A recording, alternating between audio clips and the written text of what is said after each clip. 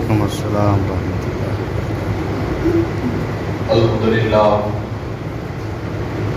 الحمدللہ نحمدہ ونصلی علی رسول النبی الکریم، اما بعد فاعوذ باللہ من الشیطان الرجیم، بسم اللہ الرحمن الرحیم، ان اللہ وملائکتہ یصلون علی النبی یا ایھا الذین آمنوا صلوا علیہ وسلموا تسلیما، اللہم صلی علی سیدنا اللهم صل على سيدنا محمد وعلى آل سيدنا محمد وبارك وسلم، صدق الله العظيم وصدق رسوله النبي الكريم، ونحن على ذلك لمن الشاهدين والشاكرين، والحمد لله رب العالمين۔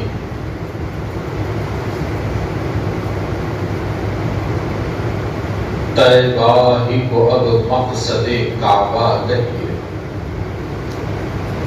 طیبہ ہی کو اب مقصد کعبہ کہیے، دہلیز نبی کو سنگ اسود کہیے، سبحان اللہ۔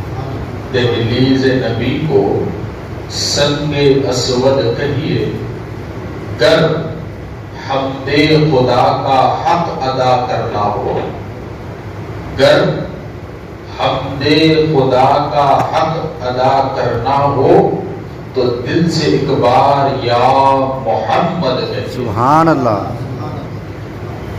کرم خدا کا میں امتی ہوں، کرم خدا کا میں امتی ہوں، بھلی ہے قسمت بری نہیں، کرم خدا کا میں امتی ہوں، بھلی ہے قسمت بری نہیں، تمہارے صدقے میں یا محمد ملا ہے سب کچھ کمی نہیں، واہ سبحان تمہارے اللہ۔ صدقے میں یا محمد ملا ہے سب کچھ کمی نہیں، جل رہا ہوں محمد کی دہلیز پر، واہ جل رہا ہوں محمد کی دہلیز پر، دل کو طاقے حرم کی ضرورت نہیں، واہ سبحان اللہ۔ جل رہا ہوں محمد کی دہلیز پر، دل کو طاقے حرم کی ضرورت نہیں،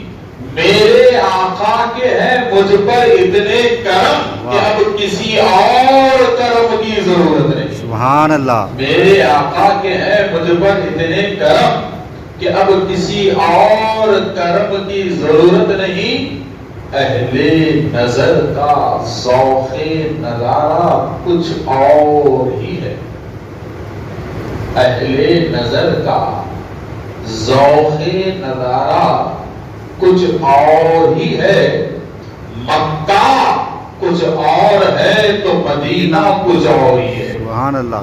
اہل نظر کا ذوق نظارہ کچھ اور ہی ہے، مکہ کچھ اور ہے تو مدینہ کچھ اور ہی ہے، کعبہ تیرے جلال کا منکر نہیں میں، واہ کعبہ تیرے جلال کا منکر نہیں میں، مگر جمال گنبد خضرا کچھ اور ہی ہے، سبحان اللہ۔ مگر جمال گنبد خضرا کچھ اور ہی ہے، کہ عجب تماشا ہے میدان آتش جہنم، ہاں عجب تماشا ہے کہ آتش جہنم لگائے خدا بجائے محمد، سبحان اللہ۔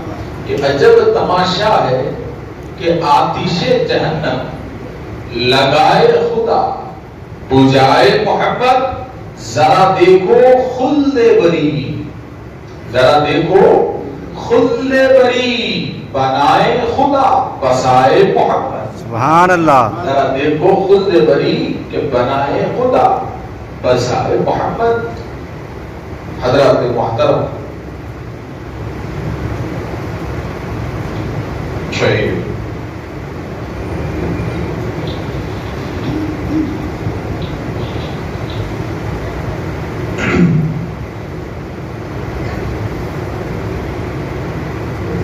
الحمدللہ اللہ کا کرم ہے کہ اس پاک پروردگار کے کرم سے آج ہم سب مسجد محبوب میں محبوب مصطفیٰ کے ذکر کو سننے بیٹھے. سبحان اللہ. میرے دوستو،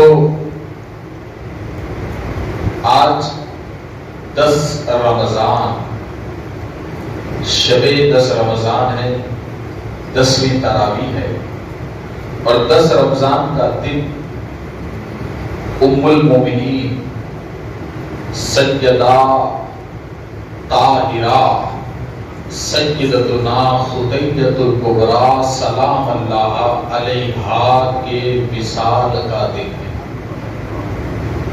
اور یہ کون خدیجۃ الکبریٰ ہے؟ قیامت تک کے آنے والے نسل انسان کی پہلی محسن کا نام خدیجہ ہے. سبحان اللہ. اور قیامت تک اسلام اور مسلمان ماں خدیجۃ الکبریٰ کے احسان تلے دبے رہیں گے. تو اس سے پہلے کہ گفتگو کا آغاز ہو تو اب تمامی حضرات سے گزارش ہے کہ برائے کرم پورے دلچسپی اور پورے غور و خوض کے ساتھ آپ حضرات گفتگو سماعت فرمائیں. اور ابھی تو میرا موڈ ہے کہ زیادہ وقت میں بھی آپ حضرات کا لینے والا نہیں ہوں، چونکہ پھر مجھے دوسری مصروفیت بھی لگی ہوئی ہے. گوگی شریف کا شیڈول میرا اس کے بعد شروع ہونے والا ہے. گوگی شریف کے دورے پر بھی میں نکلنے والا ہوں، مگر اب ایک مجبوری ہے ہمارے اکرام علی صاحب قبلہ کی کہ ان کے حقوق پہ آنا پڑتا ہے. اور اہل سنگاریڈی کے لیے میں نیا نہیں ہوں، اور اکرام علی صاحب کی دعوت کو میں اس لیے بھی قبول کرتا ہوں کہ میں جب جامعہ نظامیہ کا طالب علم تھا تو جماعت عالم ہی سے فن خطابت کا میرا چرچا حیدرآباد میں بہت اچھا تھا. مگر ایک سنگاریڈی ایک ایسا علاقہ ہے کہ میری تقریری فیلڈ میں سنگاریڈی یہ میرا پہلا دورہ تھا جب میں شہر سے باہر آیا. سبحان اللہ. اور اس وقت ہمارے اکرام صاحب بلائے تھے، مجھے نہیں بلکہ ایک ساتھ 6-7 علماء کو ایک جمعہ میں بلائے تھے. شاید وہ غریب نواز ویلفیئر سوسائٹی تھی، اس کے بینر تلے ایک ساتھ ہم لوگ چھٹی شریف 6 رجب کو ایک ساتھ ہم لوگ آج سے تقریباً بہت پرانی بات کر رہا ہوں میں، شاید کہ میرے خیال سے 15 یا 16 سال پہلے کی وہ بات ہے، غالباً 2003 یا 2004 کی وہ بات ہے. تو اس وقت آیا، پھر 2-3 بار آیا. اس کے بعد رخ ایسا مڑ گیا میرا کہ پھر 5 یا 10 سال تک اطراف و اکناف کے علاقوں میں وقت دینے سے خاصے رہا. تو الغرض کے میرے دوستو، تو بڑا اہم مضمون ہے ام المومنین سیدہ خدیجۃ الکبریٰ کا. مگر پھر آج مسجد محبوب کے مصلیوں کے لیے سب سے خاص دن یہ ہے کہ انہوں نے تراویح میں کلام مجید کو ختم کیا. ایک تو 10 تراویحوں میں آپ نے کلام مجید کو سنا اور 20 تراویح کی ذمہ داری آپ پہ ہے، اور ایک کلام مجید سننے کی فضیلت کو آپ نے پا لیا. مگر ایک 10 دنوں میں ایک کلام مجید کو سننے کی فضیلت تو آپ نے پا لیا، مگر دوسری بڑی فضیلت آپ کو یہ حاصل ہوئی کہ آپ نے ایک سید کی اقتدا کی.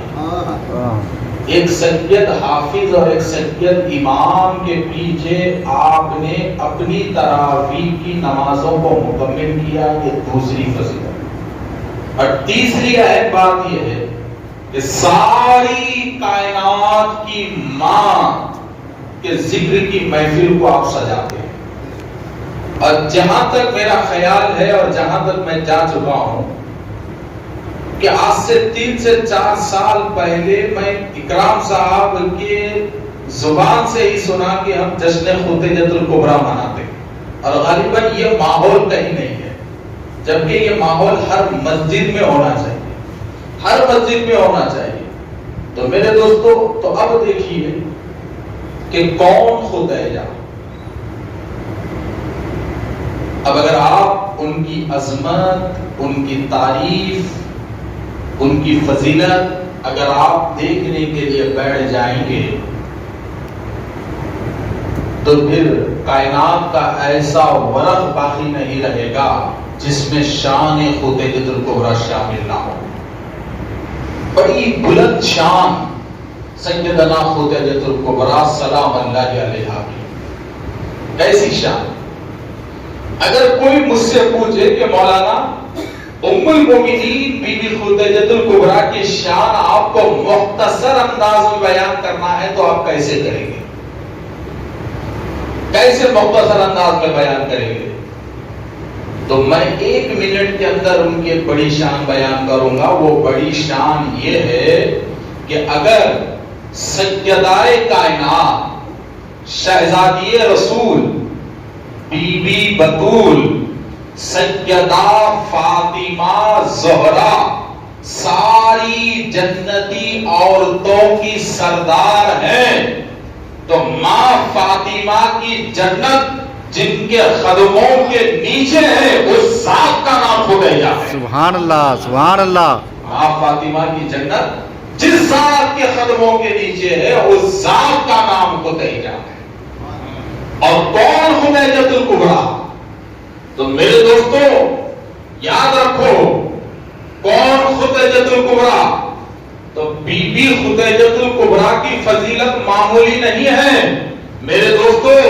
اگر آج زمانہ حسین کو پہچانتا ہے، آج زمانہ حسین کو پہچانتا ہے تو اسی حسین کے گہوارے کا نام خطیجہ ہے۔ اگر زمانہ حسن کو پہچانتا ہے تو اسی حسن کے مرکز کا نام بی بی خطیجہ ہے۔ اگر زمانہ علی اصغر کو پہچانتا ہے تو اسی علی اصغر کے مرکز کا نام بی بی خطیجۃ الکبریٰ ہے۔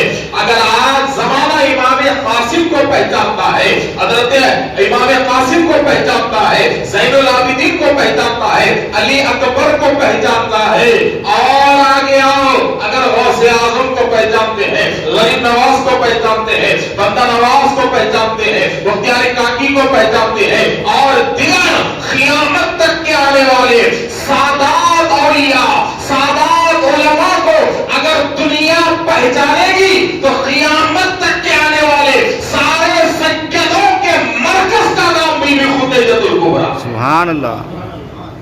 اور پھر دیکھیے میرے دوستو کہ کون بی بی خطیجۃ الکبریٰ؟ اسلام کی پہلی موسم، اسلام کی پہلی موسم۔ اور کون خطیجۃ الکبریٰ؟ جس نے تن سے، من سے، دھن سے اسلام کے لیے اپنی قربانیاں پیش کی۔ کون بی بی خطیجۃ الکبریٰ؟ اسلام کے لیے سب سے پہلے اپنی دولت کو قربان کرنے والی ماں، اسلام کے لیے سب سے پہلے اپنی جان کی بازی لگانے والی ماں، اسلام کے لیے سب سے پہلے اپنا سب کچھ رسول اللہ کے نام پہ نثار کرنے والی خاتون اول کا نام بی بی خطیجۃ الکبریٰ۔ اور پھر دیکھیے کہ اگر تاریخ اٹھا کر دیکھیں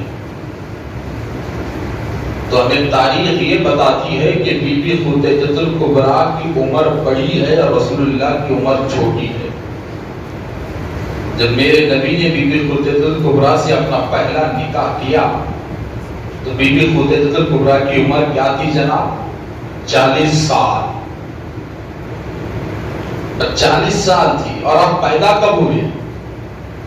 تو اس وقت تو ابھی ہجری کیلنڈر بھی تیار نہیں ہوا تھا، ہجری مہینے بھی شمار نہیں کیا جاتے تھے، مگر عیسوی دستور باقی تھا، عیسوی تاریخیں باقی تھی، جسے آج ہم سرکاری تاریخ کہتے ہیں۔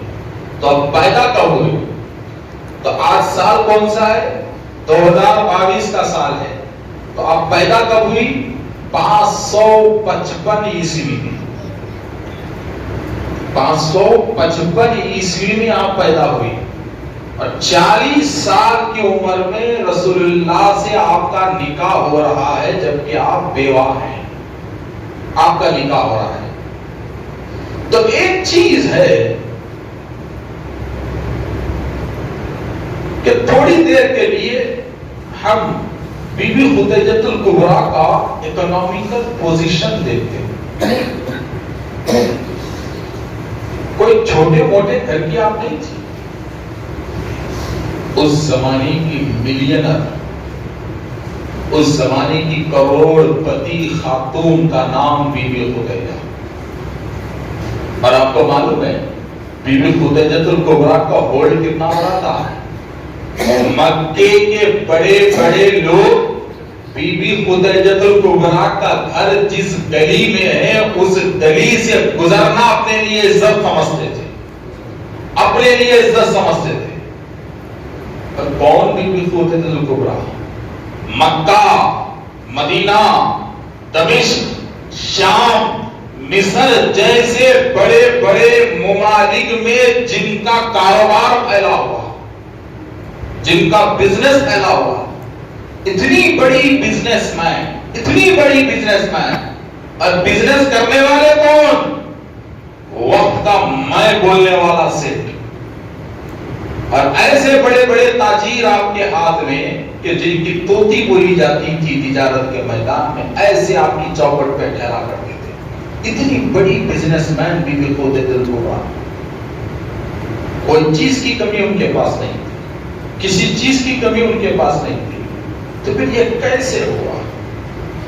کس طریقے سے ہوا؟ کیوں کر ہوا؟ تو ایک دور ایسا ہے، بات آپ کو سمجھ میں آ رہی ہے؟ بولو بھائی، سمجھ میں آ رہی ہے؟ آواز دو، سمجھ میں آ رہی ہے نا؟ تو اب یہ کیسے ہوا؟ آخر یہ رشتہ لگا تو کیسے یہ رشتہ لگا؟ یہ رشتہ کیسے لگا؟ تو یاد رکھیے، سب سے پہلے آقائے دو عالم صلی اللہ علیہ وسلم کی ایک حدیث سنو۔ آقائے دو عالم صلی اللہ علیہ وسلم فرماتے ہیں کہ میں نے اللہ رب العزت سے دعا کی کہ اے پروردگار میرے نکاح میں صرف جنتی عورتوں کو داخل کر، میرے نکاح میں صرف جنتی عورتوں کو داخل کر، سوائے جنتی عورت کے کوئی میرے نکاح میں نہیں آئے گی۔ تو آپ کہتے ہیں کہ اللہ نے میری اس دعا کو قبول کی۔ تو جب رسول اللہ نے دعا کی کہ جنتی عورتوں کو میری نکاح میں شامل کر، تب آپ بی بی خدیجہ الکبریٰ کو کیا کہو گے؟ جبکہ اس وقت تو نبوت کا اعلان بھی نہیں ہوا، اور رسول اللہ 25 سال کے ہیں، 40 سال کے بعد نبوت کا اعلان کرنے والے ہیں، اور 25 سال میں کسی کو معلوم بھی نہیں کہ یہ نبی ہیں، اور کوئی نبی ظاہراً رسول اللہ سے پہلے وہاں موجود بھی نہیں، موجود بھی نہیں۔ تو پھر آپ بی بی خدیجہ الکبریٰ کو کیا کہو گے؟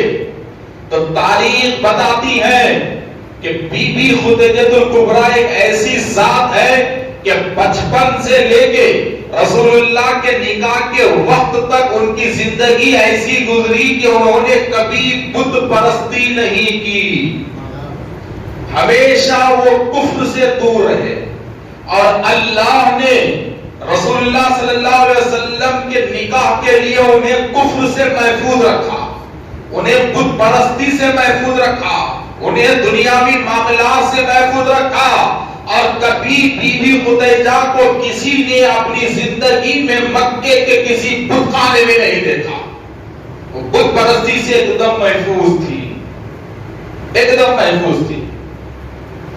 پھر اور میرے نبی یتیم ہے، نہ والد رسول اللہ کو ہے، نہ والدہ رسول اللہ کو ہے، اور آپ کے سرپرست کون ہیں؟ حضرت ابو طالب۔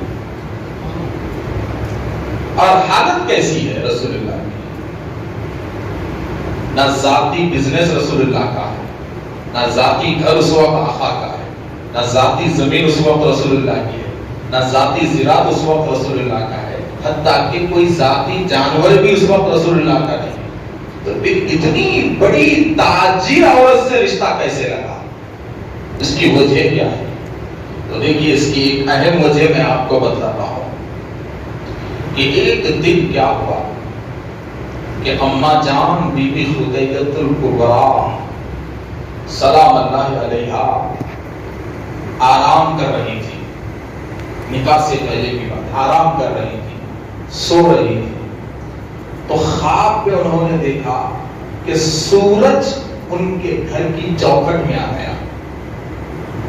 سورج آپ کے گھر کی چوکھٹ میں آ گیا اور آپ کے گھر میں سورج سما گیا. گردے کو کیسا تھا؟ گھر میں کمرے میں سورج سما گیا اور آپ کے گھر کے کمرے سے سورج نے اپنی روشنی کو مکے کے چپے چپے میں پھیلا دی اور وہاں سے سورج کی کرنیں ہر طرف پھیلنے لگی، ہر طرف پھیلنے لگی. تو صبح تک یہ خواب دیکھ کر آپ بڑی حیران رہی کہ آخر ایسا خواب کیوں پڑا، سورج میرے گھر میں کیوں آیا اور میرے گھر سے پھیلا کیوں؟ اب خواب کی تعبیر بتانے والا ہونا نہ سب، آج بڑے مشکل سے خواب کی تعبیر بتانے والے لوگ بڑی مشکل سے، اور ہم نے بھی خواب کی تعبیریں بتانے والے بزرگوں کو اللہ کا کرم ہے کہ اللہ نے ہماری قسمت کو اتنا بلند کیا کہ ہم نے آنکھوں کے سامنے بڑی بڑی ہستیوں کو خواب کی تعبیر بتانے والوں کو دیکھا تھا. کہ سب سے پہلے بزرگ جن کو میں نے دیکھا، جن کی صحبت مجھے نصیب ہوئی، جن کا درس مجھے نصیب ہوا، رئیس المفسرین حضرت سید طاہر رضوی صاحب قبلہ رحمۃ اللہ علیہ صدر الشیوخ جامع نظامیہ. اور پھر دوسری شخصیت تھی عمدۃ المحدثین حضرت خواجہ شریف رحمۃ اللہ علیہ شیخ الحدیث جامع نظامیہ. اور تیسری شخصیت تھی عمدۃ الفقہاء مفتی اعظم حضرت مفتی عظیم الدین رحمۃ اللہ علیہ قبلہ صدر مفتی جامع نظامیہ. یہ تین شخصیتیں ایسی تھی کہ خواب جیسا ہی ذکر کر دیتا، خواب کی تعبیر جو بتاتے وہ ہو جاتا. جو خواب کی تعبیر کہتے ہو کسی بھی حال میں اس کی زندگی میں وہ گزرنا تھا. ایسی سچی تعبیر یہ حضرات بتایا کرتے تھے. تو یہ خواب کی تعبیر بتانا یہ ہر کسی کی بس کی بات نہیں ہے. جیسے آج کل ہر کوئی تعبیر دے دے رہا، ایک نیا تماشا بن گیا نا. نیا تماشا کیسے تماشے ہو گئے معلوم آپ کو کہ ایک مقام ہے، 8 دن میں ایک بار وہاں سے میرا جانا آنا ہوتا. تو تھوڑے دن پہلے تک دیکھے تو وہاں پہ ملگی تھی خالی. پھر 8 دن کے بعد میں وہاں سے گزرا تو پورے جو ہے نا وہ ہرے غلافہ لٹک رہے، ہرے غلافہ لٹک رہے، لوگوں کی لائن لگی ہوئی ہے. میں بولا بھائی یہ کیا تماشا ہے؟ 8 دن پہلے تو کچھ تھا نہیں، اب یہ ہرے غلافہ لپٹ رہے، بات کیا ہے؟ تو فوراً بازو والے بولے ارے تمہارے کو نہیں معلوم، پیرانے پھر خواب میں آ کے ان کو خلافت دی. ایسے تماشے چل رہے، یہ ان کی جہالت ہے، بےودگی ہے. ایسے جاہلوں سے دور رہنا بہت ضروری ہے، بہت ضروری ہے دور رہنا. ایسے نمونے چل رہے. آج کل تعویذ لکھنا بڑا آسان ہو گیا ہے، مگر تعویذ میں تاثیر پیدا کرنا ہر ایک کی بات نہیں. تعویذ میں تاثیر پیدا کرنا یہ ہر ایک کی بات نہیں ہے. تو اسی طریقے سے اس دور میں بھی خواب کی تعبیر بیان کرنے والے بڑے ماہر تھے، اور خاص کر بی بی خدیجہ کے چچا زاد بھائی ورقہ بن نوفل بہت بڑے اہل کتاب تھے. تورات اور زبور کا بہت بڑا علم آپ کے پاس تھا اس زمانے میں، اور اس وقت کے تورات اور زبور کے بہت بڑے عالم تھے اور رشتے کے بھائی تھے. تو سیدھے کسی غیر کے پاس نہیں گئی، صبح صبح اپنے بھائی کے پاس گیا اور بھائی کو سارا قصہ سنایا. تو آپ کے چچازاد بھائی ورقہ بن نوفل ماں خدیجہ کو بڑے غور سے دیکھتے رہے، بڑے غور سے دیکھتے رہے اور پوچھا کہ خدیجہ کیا ایسے ہی خواب پڑا ہے؟ کیا ایسے ہی خواب پڑا ہے؟ کیا ایسے ہی خواب پڑا ہے؟ کہا ہاں بھائی جان ایسے ہی پڑا ہے. کہا کیا بات ہے، کیا کوئی خطرہ ہے؟ تو کہا خطرہ کچھ نہیں ہے، مگر بہت بڑی ذمہ داری تم پہ آنے والی. پوچھا کیا ذمہ داری؟ تو کہا تمہاری خواب کی تعبیر یہ ہے کہ بہت جلد تم آخری نبی جن کا ذکر تورات میں موجود ہے، جن کا ذکر زبور میں موجود ہے، جن کا ذکر انجیل میں موجود ہے، وہ نبی جس کے آنے کی دعا اپنی نسل میں حضرت ابراہیم نے مانگی تھی، وہ نبی جس کے آنے کا اعلان موسیٰ نے کیا تھا، اور وہ نبی جس کی خوشخبری حضرت عیسیٰ سنا کے چلے گئے، اب ایسے آخری نبی کی تم بیگم بننے والی ہو اور قیامت تک کے اہل اسلام کی تم ماں کہلاؤ گی. سبحان اللہ. ماں کہلاؤ گی، اور سورج تمہارے گھر میں آ کر روشنی ہر طرف پھیلانے کا مطلب یہ ہے کہ اسلام کی کرنیں کہیں اور سے اللہ نہیں پھیلائے گا، بلکہ تمہاری چوکھٹ سے اسلام کی کرنیں پوری کائنات میں پھیلے گی. سبحان اللہ. تمہارے گھر سے، تمہاری چوکھٹ سے اسلام کی کرنیں پوری کائنات میں پھیلے گی. تب خواب سنی اور بڑی خوش ہوئی، مگر میرے دوستو رسول اللہ بھی اسی بستی میں موجود ہے، اسی شہر میں موجود ہے، مگر کسی کو یہ نہیں معلوم تھا کہ جس نبی کی تلاش بی بی خدیجہ کو ہے یہ وہی ہے. یہ کسی کو نہیں معلوم تھا. تو ذرا دیکھیے، مگر میرے نبی کی ذات ہر طرف مشہور ہو چکی تھی. آقا کی ذات ہر طرف مشہور ہو چکی تھی، ہر طرف مشہور ہو چکی تھی. آپ کو معلوم ہے 40 سال کی زندگی میرے نبی نے مکے میں گزاری. کتنے سال کی بولو؟ 40 سال کی گزاری. اور 40 سال کی عمر میں نبوت کا اعلان کیا، جبکہ میرے نبی سب دیکھو رسول اللہ کے تعلق سے ایک بات ذہن میں رکھنا، وجود میں سب سے پہلے اور آنے میں سب سے آخر. رسول اللہ کی شان کیا ہے؟ ہونے میں سب سے پہلے، بننے میں سب سے پہلے، اور آنے میں سب سے آخر. آنے میں سب سے آخر. جب 1,24,000 کم و بیش نبیوں کی صفیں ختم ہوئی تو امامت کے لیے رسول اللہ کو اللہ نے بھیجا. تب ذرا دیکھیے میرے دوستو کہ ہر طرف چرچا مشہور ہے، اور وہ چرچا کیسا تھا کہ جوانی ہی میں آپ کا چرچا نہیں تھا، بلکہ ماں کی گود سے میرے نبی کی ذات مشہور ہوئی. اور ذات سے بڑی متاثر ہوئی بی بی خدیجہ. اور وہ ذات کیسی مشہور ہوئی ذرا دیکھو صاحب. بات بڑی مشہور ہے کہ میرے نبی کی دائی کا نام ہے دائی حلیمہ. کیا نام ہے بولو؟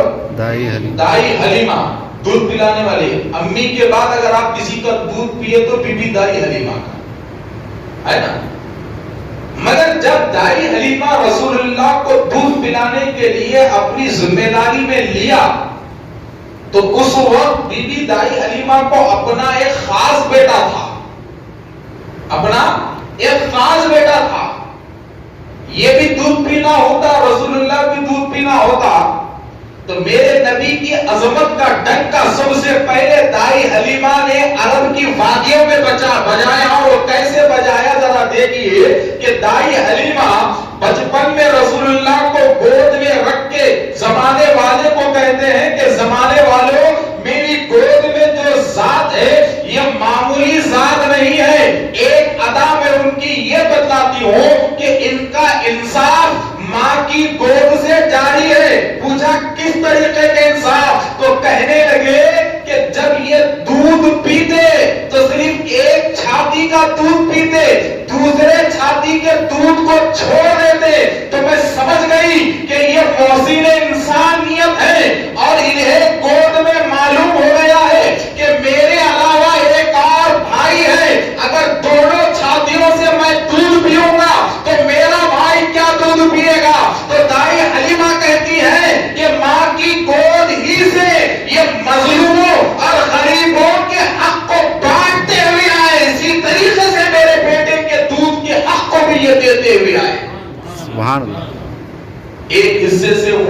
تھے اور دوسرا حصہ اپنے رضائی بھائی کے لیے چھوڑ دیتے.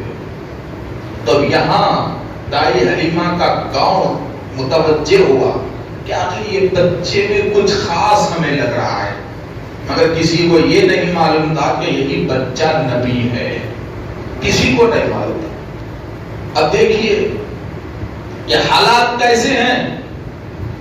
جس وقت رسول کرم صلی اللہ علیہ وسلم دائی حلیمہ کی گود میں دائی حلیمہ کے گاؤں تشریف لائے، اس وقت اس گاؤں میں قحط پڑا ہوا ہے، اس گاؤں میں سوکھا پڑا ہوا ہے. مگر گاؤں والے حیران ہو گئے کہ راتیں رات تالاب بھر گئے، راتیں رات پانی کے چشمے ابلنا شروع ہو گئے، راتیں رات ندیاں نکلنا شروع ہو گئی، اور راتیں رات جن بکریوں اور اونٹنیوں کے دودھ کے تھن غذا نہ ہونے کی وجہ سے سوکھ چکے تھے، ان میں دودھ آنا شروع ہو گیا. اب یہ سلسلہ چلتا رہا، مگر دائی حلیمہ کی بکریوں میں برکت زیادہ ہونے لگی، اور یہ برکت 4-5 سال تک چلتے رہی. تو لوگ حیران ہوئے کہ آخر بات کیا ہے کہ ہماری بکریاں اتنی موٹی نہیں ہوتی جتنی حلیمہ کی ہو رہی ہیں، ہماری بکریاں اتنا دودھ نہیں دیتی جتنی حلیمہ کی دے رہی ہیں، اور ہماری بکریاں اتنے بچے نہیں دیتے جتنی کہ حلیمہ کی دے رہی ہیں. تو وہ گاؤں کے لوگ اپنے بکریوں کو تانا دیتے کہ اے بکریوں تمہیں کیا ہو گیا ہے، آخر تم کیا کھا رہی ہو، ارے تم بھی وہ گھاس کھا لو جو حلیمہ کی بکریاں کھاتی ہیں. تو تانا دیتے، کہتے کہ تم وہ گھاس کیوں نہیں کھاتے جو حلیمہ کی بکریاں کھاتی ہیں. تو ایسی ذات مشہور ہونے لگی، مشہور ہوتے گئی، مشہور ہوتے گئی، مشہور ہوتے گئی، اور آخر کار میرے دوستو ایک دن ایسا بھی وقت آ گیا کہ حضرت ابو طالب علیہ السلام نے، اور یاد رکھو یہ حضرت ابو طالب کون ہے. تو دیکھو میرے دوستو، پوری دنیا کے بے سہاروں کا سہارا اگر مصطفیٰ ہے تو پھر میرے نبی کی گود کا نام ابو طالب ہے. کفیل مصطفیٰ حضرت ابو طالب، کفیل مصطفیٰ حضرت ابو طالب. اب ذرا دیکھیے کہ کون ابو طالب، جس نے میرے نبی کو پالا، جس نے میرے نبی کو کھانا کھلایا ہو، اور جس نے میرے نبی کو والدین کے وصال کے بعد اپنی خاص اولاد سے زیادہ اپنے سینے سے لگا کے رکھا ہو. اور کون ابو طالب؟ ارے وہ ابو طالب جو مکے سے لے کے ملک شام کا سفر اپنے کھاندے پہ بٹھا کے رسول اللہ کو کرایا ہو. ایسی شخصیت تو بھی ان کا کتنا بڑا موقع ہے. اور کون ابو طالب؟ نعت آج ہم پڑھ رہے ہیں، اشعار آج ہم لکھ رہے ہیں، قصیدے آج ہم پڑھ رہے ہیں، مگر کون ابو طالب؟ اسلام کا پہلا شاعر رسول ابو طالب، اسلام کا پہلا ناقہ ابو طالب، اسلام کا پہلا رسول اللہ کی شان میں قصیدہ لکھنے والے ابو طالب، اسلام پہ رسول اللہ کی ذات پہ پہلی دیوان لکھنے والے ابو طالب، اور اسلام کے لیے رسول اللہ کی ہمت مردوں میں سب سے پہلے بننے والی ذات کا نام ابو طالب، سب سے پہلی ذات کا نام ابو طالب. تب دیکھیے کہ ایک دن رسول اللہ نے کہا کہ بیٹے کیوں نہ تم خدیجہ کا سامان لے لو اور بیچنا شروع کرو، اور نفع جو خدیجہ مقرر کرتی ہے وہ تم لے لو، اصل قیمت انہیں دے دو. دیکھیے یہاں سے بی بی خدیجہ کا مقدر چمکتا ہے. رسول اللہ نے پوچھا کہ چچا جان کیا خدیجہ مجھے سامان دے گی؟ ارے میرے دوستو مقدر کھینچنا تھا، اس رخ کی طرف تو کیسے کھینچے جا رہا ہے. دیکھیے حضرت ابو طالب نے کہا کہ بیٹا میں بات کروں گا، کیوں نہیں دے. تو خود حضرت ابو طالب نہیں گئے، اس لیے کہ ابو طالب عرب کے ایک بوڑھے کا نام نہیں تھا، قریش کے سردار کا نام تھا، کعبے کے متولی کا نام تھا، کعبے کے سجادے کا نام تھا ابو طالب. معمولی انسان کا نام اس وقت ابو طالب نہیں تھا، ایک بڑے سردار کا نام ابو طالب تھا. تو پیغام بھیج دیا. بی بی خدیجہ بڑی خوش ہوئی، کیونکہ رسول اللہ کے اخلاق کو سن سن کے یہ متاثر ہو چکی تھی، آپ کے کردار کو سن سن کے یہ متاثر ہو چکی تھی، آپ کے اخلاق کو سن سن کے یہ متاثر ہو چکی تھی. تب یہاں سے ذہن میں رکھیے، اب میں آپ کو بھی یہاں سے ایک کیفیتی موڑ میں لے جا رہا ہوں، اس لیے کہ میرے خطاب میں کبھی نہ کبھی 10 منٹ ایسے ہو جاتے ہیں کہ مجموعہ کیفیت میں ڈوب جاتا ہے. اب اس کیفیت کی منزل کی طرف میں آپ کو لا رہا ہوں. ذرا دیکھیے، اب ذرا غور سے سنیے کہ میرے دوستو ذرا دیکھیے کہ پہلی ملاقات رسول اللہ کی اور بی بی خدیجہ الکبریٰ کی ہوتی ہے. ملک شام کا سفر ہے اور ایک بڑا قافلہ بی بی خدیجہ الکبریٰ کا سامان، جس میں ہما قسم کے سامان تھے، اور کام کیا تھا، یہ سارا سامان مکے سے شام کو لے جانا ہے، سیریا کو لے جانا ہے اور وہاں بیچنا ہے اور اصل قیمت اور فائدہ لے کر آنا ہے. تو دیکھیے رسول کرم صلی اللہ علیہ وسلم اب اس سامان کے قافلے کے پاس ٹھہر جاتے ہیں اور بی بی خدیجہ الکبریٰ پہلی مرتبہ ایک دم قریب سے رسول اللہ کا دیدار کرتی ہیں، دیدار کرتی ہیں کہ یہ ہیں ابو طالب کے بھتیجے، یہ ہیں حضرت عبداللہ کے بیٹے. تو پہلی نظر میں متاثر ہو جاتی ہے اور فوراً کہتی ہے کہ اے محمد بن عبداللہ، آپ میرا سامان بیچنے نہیں جاؤ گے بلکہ میرے قافلے کے امیر بن کے جاؤ گے، میرے قافلے کے سردار بن کے آپ جاؤ گے، اور جتنا قافلہ رہے گا وہ سب کا سب آپ کی نگرانی میں رہے گا. تو اتنی بڑی ذمہ داری رسول اللہ کو دیتی ہے. وہ قافلہ نکلتا ہے، مگر یا کیا ہوا معلوم آپ کو؟ ایک جاسوس کو پیچھے لگائے جن کا نام میسرہ تھا اور آپ کے خاص غلام تھے، آپ کے خاص غلام تھے. بی بی خدیجہ کے کہا کہ میسرہ، انہیں تکلیف میں کبھی مت ڈالنا، عزت اور عظمت کے ساتھ ان کا سفر کا خیال رکھنا، ان کے ہر چیز کا خیال رکھنا. اور کہا کہ تمہاری ایک خاص ذمہ داری یہ ہے کہ ان کے اٹھنے بیٹھنے کو غور کرنا. اے سبحان اللہ. کیا کہا کہ مکے سے لے کے ملک شام تک ان کے اٹھنے اور بیٹھنے پہ غور کرنا، یہی تمہاری ڈیوٹی ہے، اسی لیے میں تمہیں بھیجا رہی ہوں. تو میں ذرا کہا کہ مالک نہیں، کام ہو جائے گا. اب دیکھیے مکے سے لے کے ملک شام تک میں ذرا اسی ڈیوٹی پر ہیں کہ قدم پہ نظر رکھے ہوئے ہیں، قدم پہ نظر رکھے ہوئے ہیں، قدم پہ نظر رکھے ہوئے ہیں. تو ایک وقت ایسا آیا کہ سخت دھوپ ہے اور سارا قافلہ دھوپ سے تڑپ رہا ہے، سارے جانور سورج کی گرمی کو برداشت نہیں کر رہے ہیں، زمین انگار دھوپ سے باہر ڈال رہی ہے، ریتی اپنے دھوپ کی گرمی کی تپش کو چھوڑ رہی ہے، اور ہر کوئی سائیدار جھاڑوں کو آرام کی نیت سے تلاش کر رہا ہے. مگر میسرہ راستے میں دیکھ کے حیران ہو گئے کہ پورا قافلہ دھوپ میں تڑپ رہا ہے اور اونٹ کے گردنوں سے لے کے انسان کے سینوں تک سورج کی گرمی سے ہر کوئی لال ہو رہا ہے. مگر میسرہ کو یہ تعجب ہوا کہ رسول اللہ کا اونٹ جہاں جہاں جاتا ہے وہاں دھوپ نظر نہیں آتی.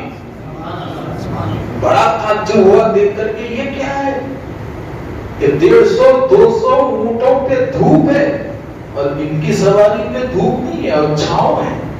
پوچھا یہ کیسے ہوا کہ یہاں چھاؤں کیوں ہے، یہاں چھاؤں کیوں ہے؟ چونکہ ان کی نوکری تھی قدم پہ نظر رکھنا. تو اچانک میسرہ کی نظر آسمان پہ پڑی تو ان کا منہ کھلا اور دیدے ٹھہر گئے.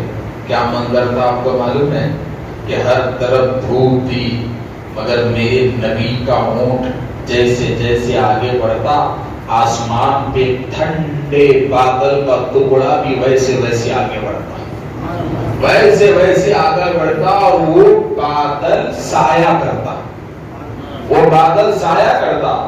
تب یہ بتائیے کہ بھائی بادل نے میرے نبی کو سایہ کیا، یہ بات بھی تھوڑی دیر کے لیے مجھے برداشت نہیں آتی، کیونکہ مقام نبوت کے سامنے وہ بادل کی حیثیت کیا.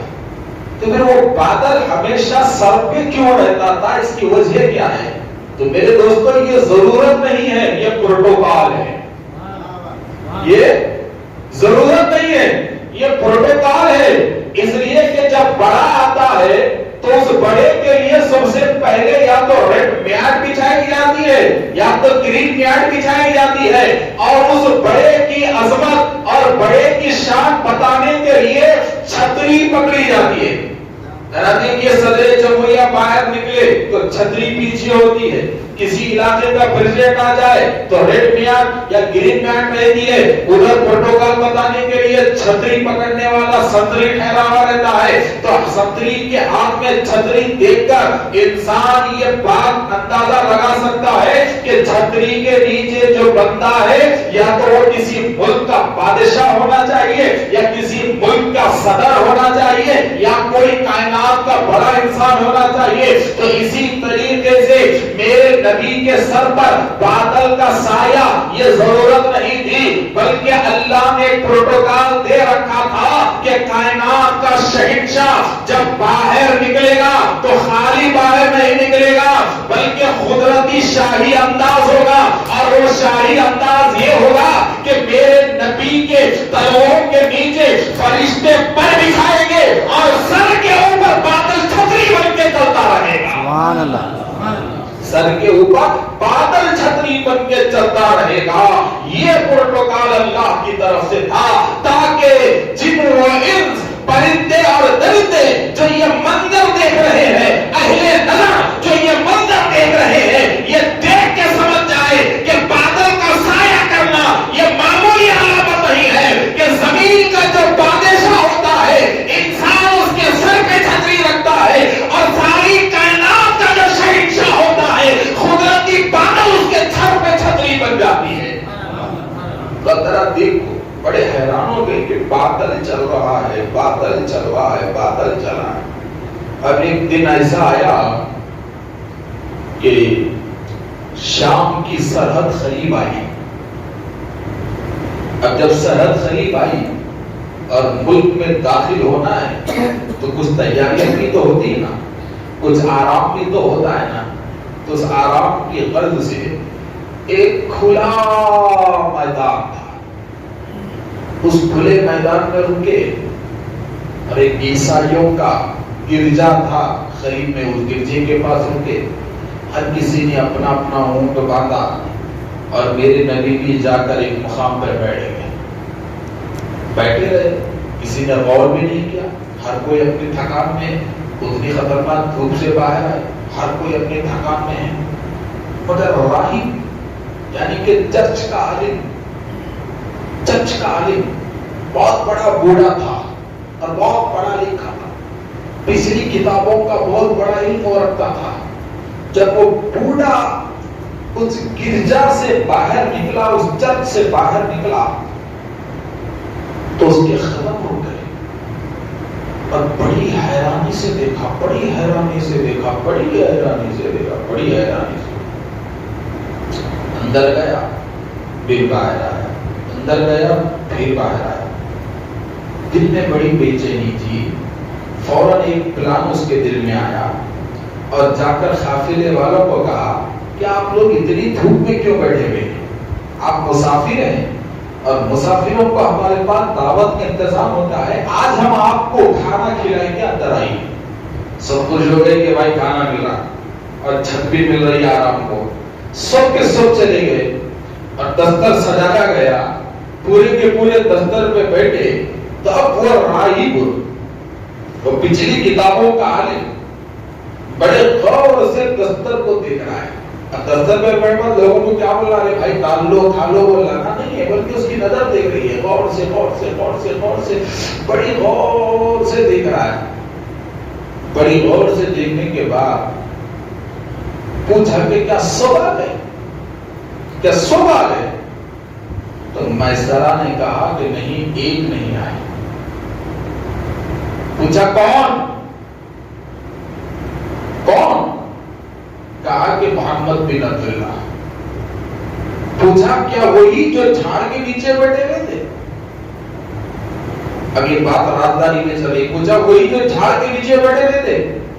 اور اس وقت اس میدان میں سوائے اس جھاڑ کے دوسرا جھاڑ نہیں تھا، اور وہ جھاڑ پورا سوکھا تھا۔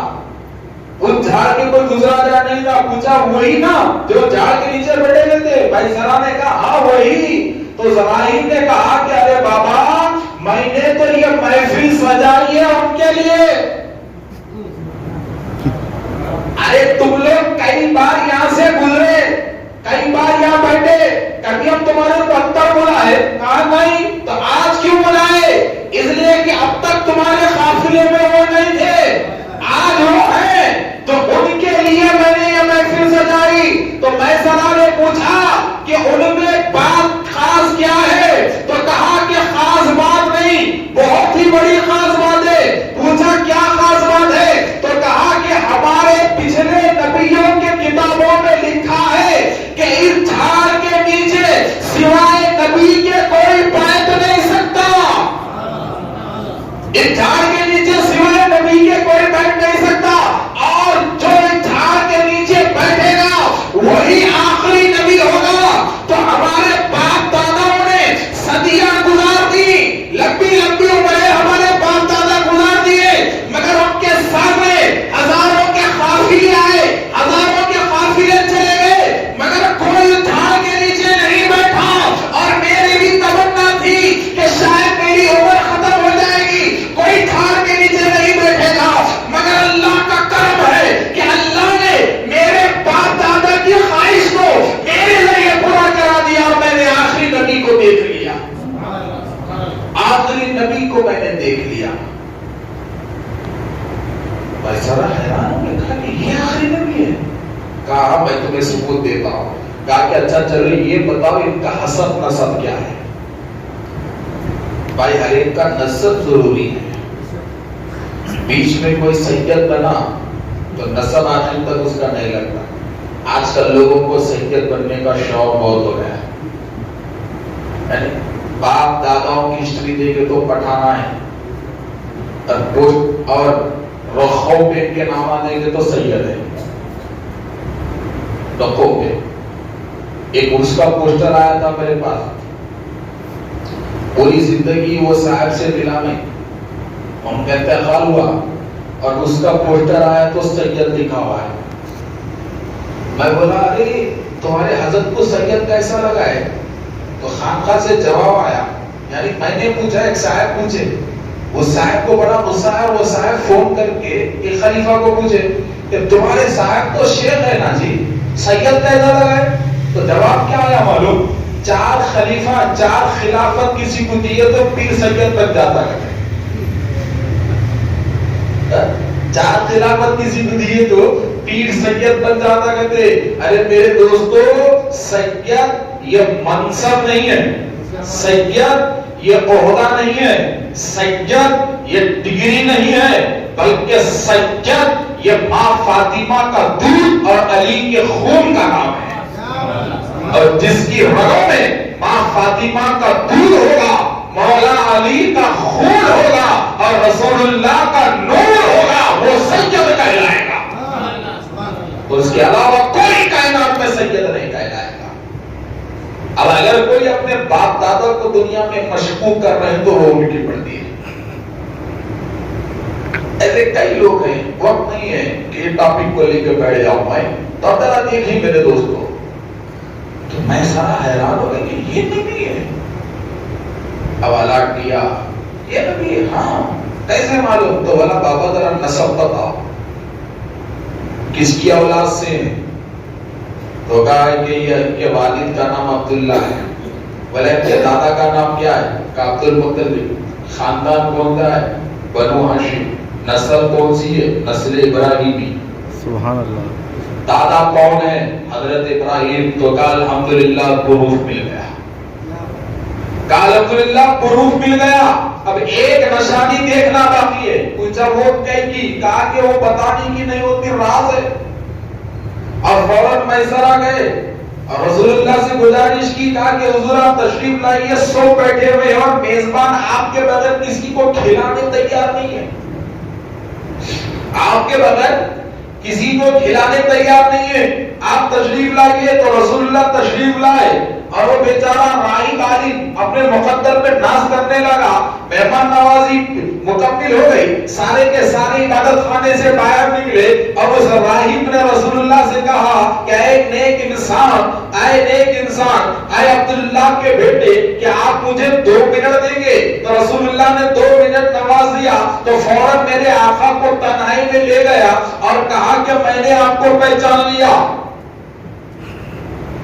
بس اب دل کا اطمینان کے لیے ایک نشانی دیکھنا ہے، خدا کے لیے آپ اپنے کرتے کو اٹھائیے، خدا کے لیے آپ اپنے کرتے کو اٹھائیے تاکہ قدرت کی نشانی کو دیکھ لو، اور اسے دیکھنا کیا تھا؟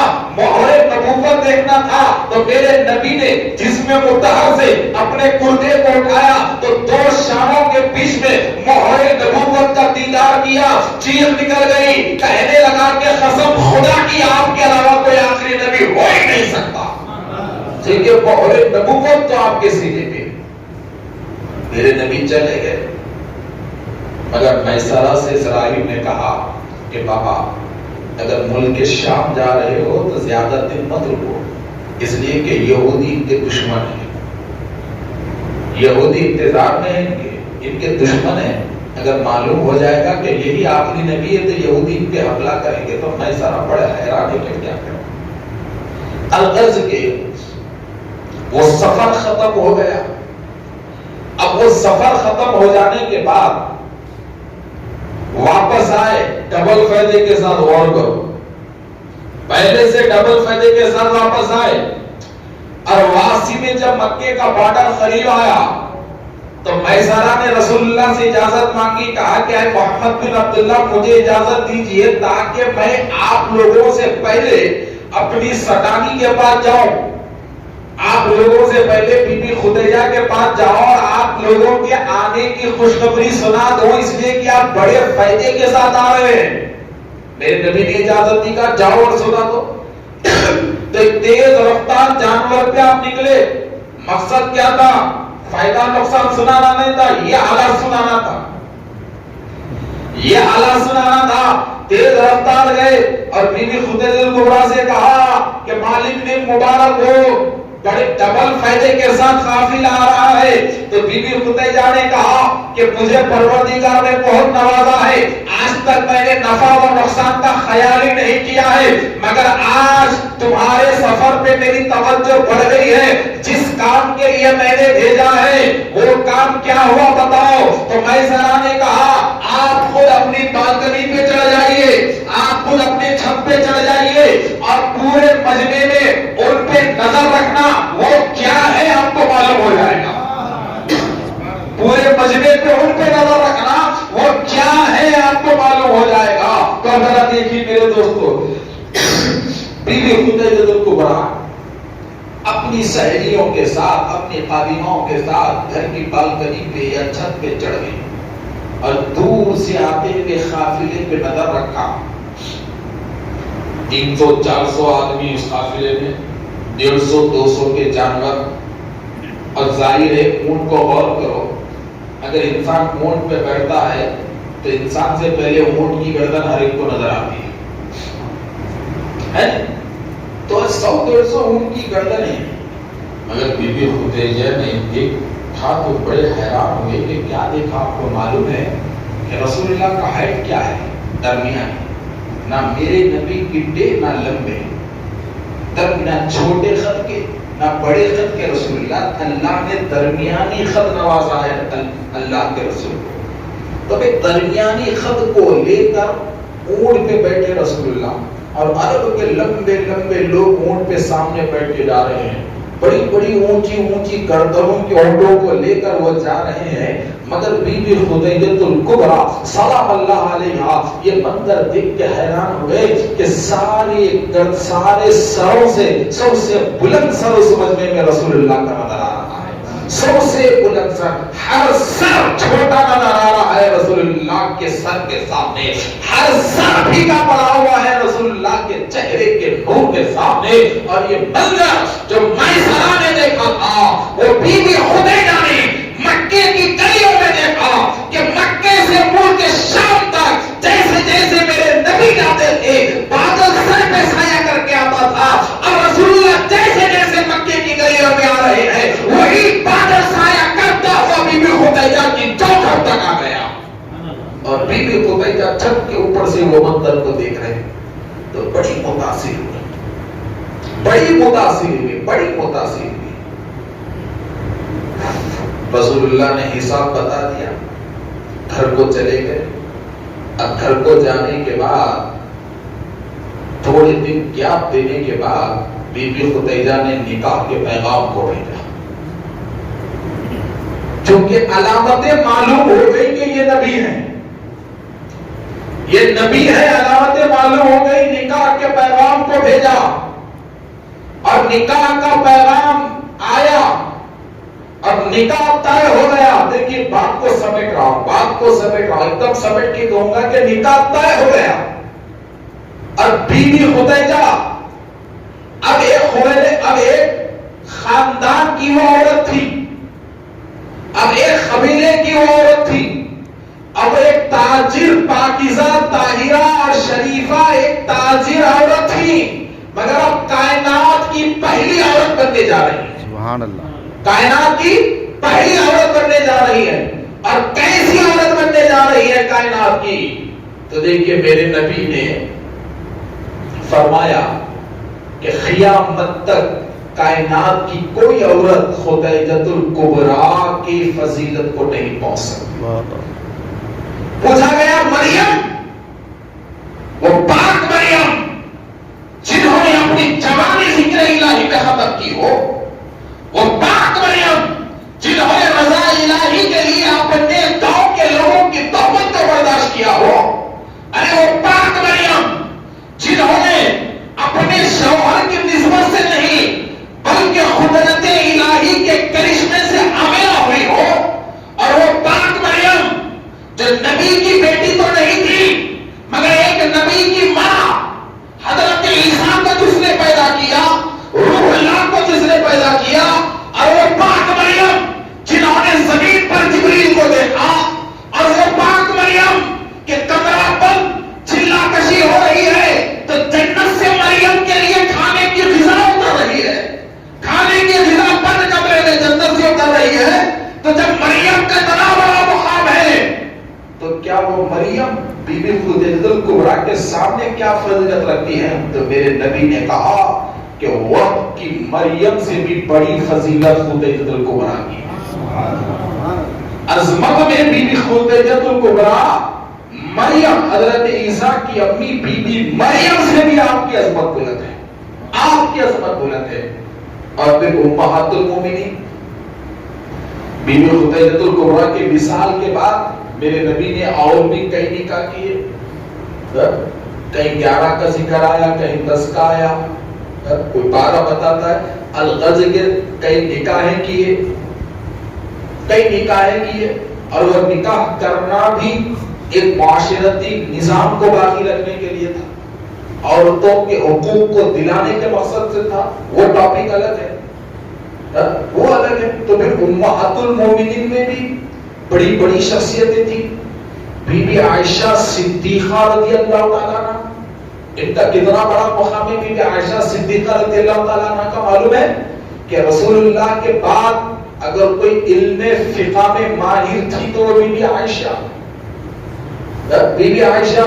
اب میرے نبی کی حیات ظاہری کے بعد اگر صحابہ کرام کو کسی مسئلے میں الجھن ہو جاتی تو مسئلہ حل کرنے کے لیے صحابہ بی بی عائشہ صدیقہ کی بارگاہ میں جاتے، مسئلہ حل کرنے کے لیے صحابہ کرام بی بی عائشہ صدیقہ رضی اللہ تعالیٰ عنہ کی بارگاہ میں جاتے، مگر مقام خدیجہ دیکھیے کتنا بلند ہے کہ بی بی عائشہ صدیقہ رضی اللہ تعالیٰ عنہ کی عظمت سے بھی بڑی عظمت بی بی خدیجہ الکبریٰ کی، بڑی عظمت، بڑی شان، کائنات کی خاتون اول ہیں آپ، کائنات کی خاتون اول ہیں آپ۔ ذرا دیکھیے کہ حجر اسود کو میرے نبی نے چھوا تو قیامت تک وہ حجر اسود مقدس بن گیا۔ صفا و مروہ پہ بی بی ہاجرہ دوڑی تو بی بی ہاجرہ کے قدموں کی نسبت سے وہ صفا و مروہ قیامت تک مقدس ہو گیا۔ حضرت اسماعیل نے ایڑیوں کو رگڑا، ایڑیوں کو چومتا ہوا پانی نکلا تو قدم اسماعیل کی نسبت سے وہ پانی قیامت تک مقدس ہو گیا۔ حضرت ابراہیم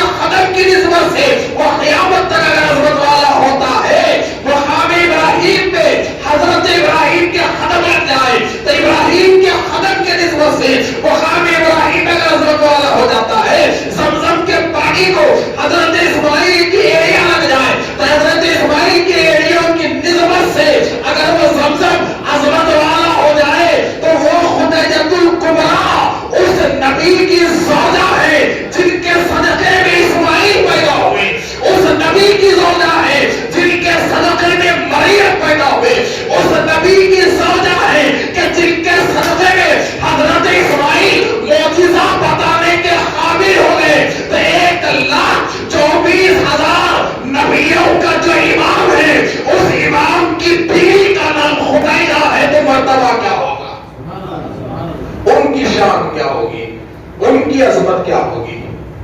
اب دیکھیے ذات نکاح ہوا، ایک نکاح کی آئی، اب وہ کیسے ہوا کیا ہوا، چونکہ وقت بہت ہو رہا ہے، 12:30 بجے ختم کرنے کا ارادہ ہے میرا، تو کیسے ہوا کیا ہوا وہ چھوڑو، اب بارات نکل رہی، آئے آئے، اور وہ بارات کیسی آپ کو معلوم ہے؟ دلہا میرے نبی ہیں، کون ہے؟ بارات میں دلہا رسول اللہ، اور بارات میں 3 بڑی شخصیتیں۔ سب سے پہلے میرے نبی کے سرپرست حضرت ابو طالب صاحب ہیں، حضرت ابو طالب، اور پھر دوسرے چچا حضرت حمزہ، اور پھر ایک اور شخصیت حضرت ابو بکر صدیق رضی اللہ تعالیٰ۔ جب تک تو آپ ایمان نہیں لائے تھے، نبوت کا اعلان نہیں ہوا تھا کہ 15 سال باقی ہے اعلان نبوت کے لیے۔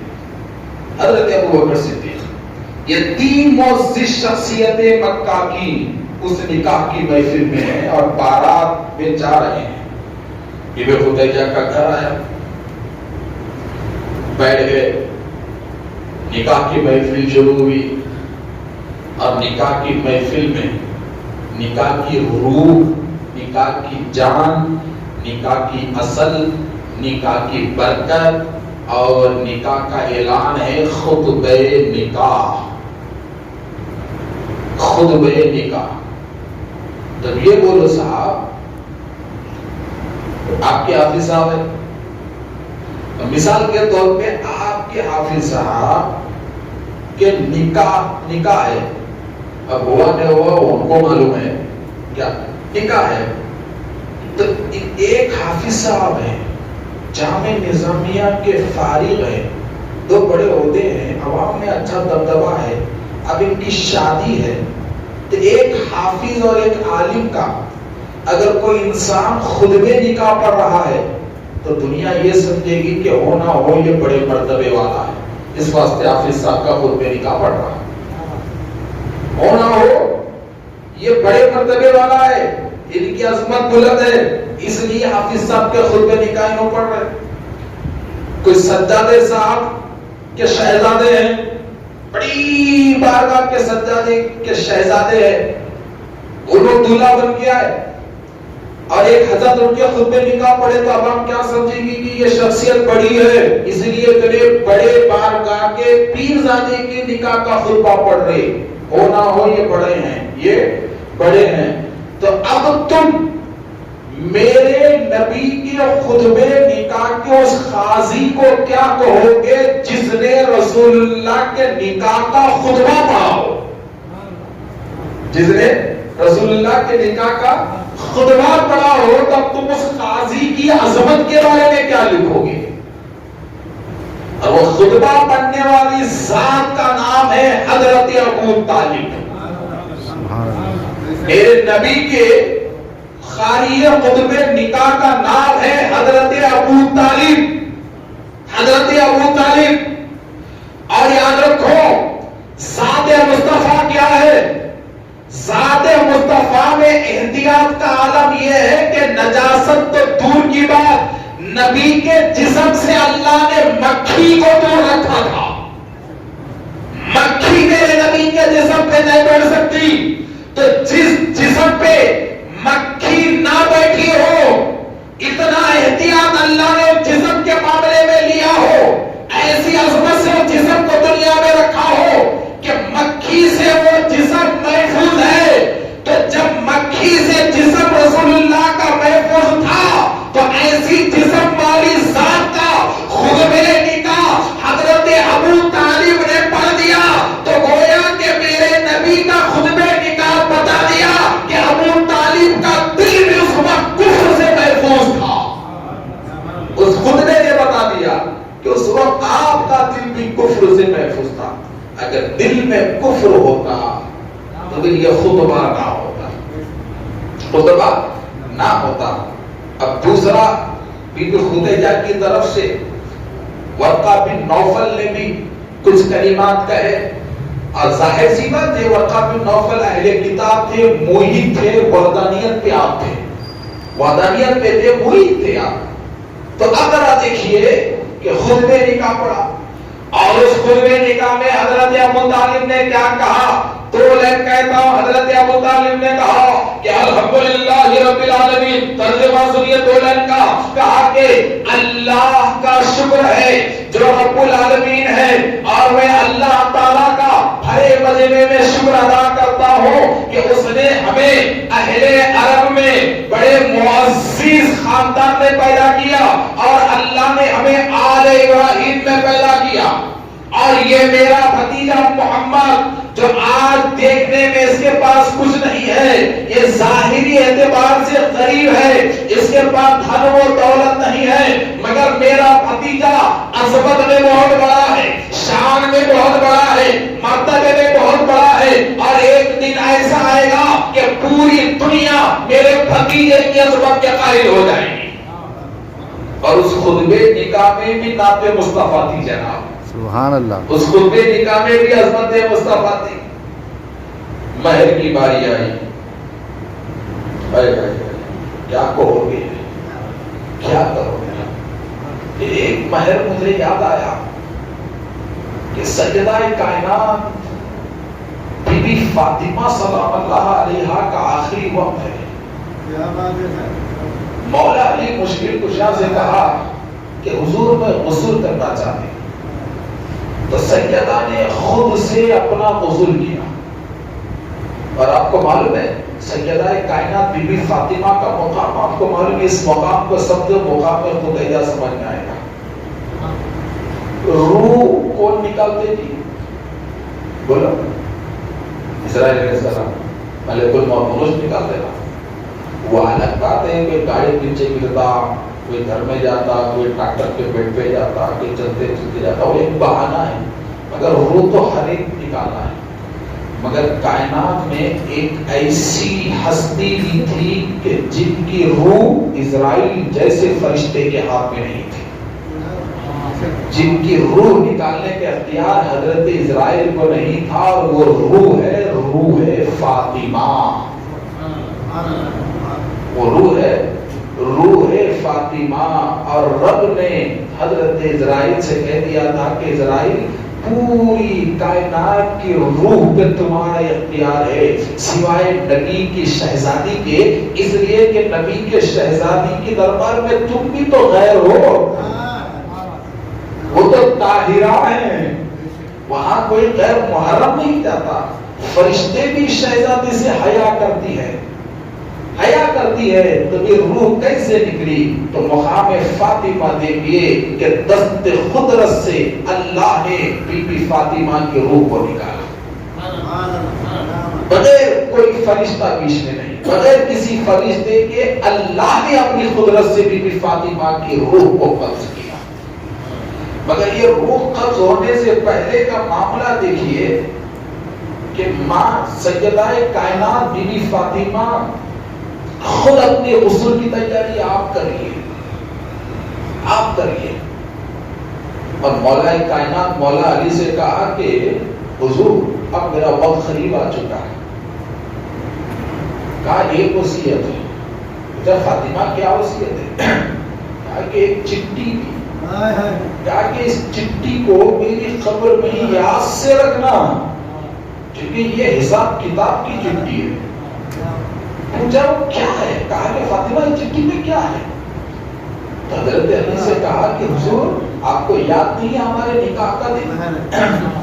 یاد نہیں ہمارے نکاح کا دن؟ پوچھا ہاں یاد ہے، تو کہا میرا مہر یاد نہیں ہے؟ میرا مہر یاد نہیں ہے؟ دیکھیے منظر سناتا ہوں، حضرت علی دلہا ہے، بی بی فاطمہ دلہن ہے، اور خطبے نکاح دینے کے لیے میرے نبی ٹھہرے ہوئے ہیں، اور میرے نبی اپنی شہزادی بی بی فاطمہ کے پاس گئے اور جا کر کہا کہ اے بیٹی فاطمہ، کائنات کے سب سے بہترین انسان علی ابن ابی طالب سے میں تمہارا نکاح کرتا ہوں اور مہر کی مقدار بھی مقرر کرتا ہوں، اے بیٹی فاطمہ یہ بتاؤ کیا تمہیں یہ نکاح قبول ہے؟ تو بی بی فاطمہ نے کہا کہ یا رسول اللہ علی تو قبول ہے مگر مہر قبول نہیں ہے، علی تو قبول ہے مگر مہر قبول نہیں ہے۔ ارے 2 سے 3 بار مہر کی تعداد کو بڑھائی گئی، مہر کی تعداد کو بڑھائی گئی، گئی تو آخرکار کوئی مہر قبول کرنے ماں فاطمہ تیار نہیں ہے، تو اب میرے نبی رسول اللہ مختار دو عالم کیفیت میں آ گئے، کہا کہ شہزادی اب تیرے سامنے ایک باپ نہیں ساری کائنات کا مختار ٹھہرا ہوا ہے، تیرے سامنے اب صرف تیرا والد نہیں نبیوں کا امام ٹھہرا ہوا ہے، بیٹی آج تم مہر میں کیا مانگنا چاہتی ہے مانگ لے، آج ہر چیز تیرے مہر میں عطا کر دیا جائے گا، عطا کر دیا جائے گا۔ تو بی بی فاطمہ نے کہا کہ یا رسول اللہ میرے مہر میں نہ تو دینار چاہیے، نہ تو درہم چاہیے، نہ تشریفی چاہیے، نہ تو زر چاہیے، نہ تو زمین چاہیے، نہ تو خلے چاہیے، نہ تو خلے چاہیے، نہ تو حکومت چاہیے، نہ تو کسی قسم کی سلطنت چاہیے، نہ کسی قسم کی کھیتی باڑی چاہیے۔ تو رسول اللہ نے پوچھا بیٹی کیا چاہیے؟ تو کہنے لگے کہ اے یا رسول اللہ میں نے بچپن سے لے کے آج تک کوئی رات آپ کو سوتا ہوا نہیں دیکھا، بچپن سے لے کے آج تک کوئی رات سوتا ہوا نہیں دیکھا، ارے کبھی ایسا وقت آتا کہ آپ کے سر پہ کچرا ہوتا مگر رات بھر آپ مصلی پہ ہوتے، کبھی آپ کے جسم پہ پتھر کے زخم ہوتے مگر رات بھر آپ مصلی پہ ہوتے، کبھی آپ کے تلوے کانٹوں سے چھٹنی ہو جاتے مگر رات بھر آپ مصلی پہ ہوتے، کبھی آپ کا پیٹ خالی ہو کر پیٹ سے لگ جاتا مگر آپ رات بھر مصلی پہ رہتے، آپ کی پگڑیاں ورم سے پیلی ہو جاتی مگر آپ رات بھر مصلی پہ رہتے، اور رات بھر تکلیفوں کی مشقتوں کی کانٹوں کی چبھن والی نماز آپ پڑھتے اور فجر کے وقت دعا کرتے کہ پروردگار رات بھر کی عبادت کا ثواب تو محمد بن عبداللہ یا محمد بن عبداللہ کی اولاد کو نہیں، قیامت تک آنے والی میری گنہگار امت کے نام پہ یہ ثواب لکھ دے۔ کیا یا رسول اللہ آپ نے ایسی کئی راتیں امت کے لیے گزار دی، کئی راتیں آپ نے امت کی بخشش کے خاطر مصلی پہ گزار دیا، اور میں نے اپنا پورا بچپن دیکھا کہ امت کی مغفرت کے خاطر آپ راتوں کو گزارتے، مصلی کو بھگو دیتے، ہر قسم کی عبادت کرتے، ثواب گنہگار امت کے نام اعمال میں لکھا دیتے۔ تو یا رسول اللہ آج فاطمہ کے مہر میں اگر آپ کچھ عطا کرنا چاہتے ہیں تو دینار و درہم نہیں بلکہ وہی امت کی مغفرت جو ہر رات آپ اللہ سے مانگتے ہیں، میرے مہر میں آپ اپنی امت کی مغفرت مجھے دلا دیجیے۔ میری مہر میں آپ اپنی امت کی مغفرت دلا دیجیے۔ اللہ اکبر، ابھی تو محشر ہوا نہیں، سور پھونکا گیا نہیں، پلسرات سے کوئی گزرا نہیں، قبر میں کوئی گیا نہیں، اور یہاں سجدہ کائنات اپنی مہر میں امت کی مغفرت مانگ رہی ہیں۔ تو میرے نبی کی آنکھوں سے آنسو آ گئے اور کہا کہ بیٹی فاطمہ بہت بڑا سوال تم نے کر دیا، یہ تو فیصلہ محشر میں ہونے والا ہے اور اب تم اس کی بات کر رہی ہو، مگر مقام فاطمہ دیکھیے کہ حضرت جبریل اتر گئے، حضرت جبریل اتر گئے، کہا کہ یا رسول اللہ ایک پیغام لایا ہوں۔ پوچھا جبریل کیا پیغام لایا ہو؟ اللہ کی جانب سے ایک خط لایا ہوں، اور یہ خط آپ کے نام نہیں ہے، آپ کی بیٹی آپ کی شہزادی فاطمہ کے نام پہ ہے۔ ارے میرے نبی نے خط کو کھولا تو خط میں اللہ رب العزت کی طرف سے نورانی تحریر لکھی ہوئی تھی کہ ہم نے فاطمہ کے مہر میں امت محمدیہ کو بخش دیا، ہم نے فاطمہ کے مہر میں امت محمدیہ کو بخش دیا۔ تو بی بی فاطمہ وصیت کرتی ہے مولا علی مشکل کشا کو کہ اے شوہر نامدار، اے میرے سردار، جب میرا وصال ہو جائے گا تو اس تحریر کو، اس خط کو میری خبر میں رکھنا، اور کل روز محشر میں یہ چٹھی لے کے ٹھہروں گی اور اعلان کروں گی کہ مغفرت کا پیغام میرے پاس ہے، مغفرت کا پروانہ میرے پاس ہے۔ اے میرے نبی کی امت، چلو فاطمہ اپنے مہر میں تمہیں جنت دلاتی ہے، فاطمہ اپنے مہر میں تمہیں جنت دلاتی ہے۔ تو میرے دوستو ذرا دیکھیے یہ کون ہے؟ بغیر ماں خدیجہ کی نسبت سے، بغیر ان کی نسبت کی فضیلت نہیں ہوئی۔ تو جب بیٹی اتنی بڑی فضیلت والی ہے تو اس ماں کی فضیلت کا مقام کیا ہے؟ اس ماں کی فضیلت کا مقام کیا ہے؟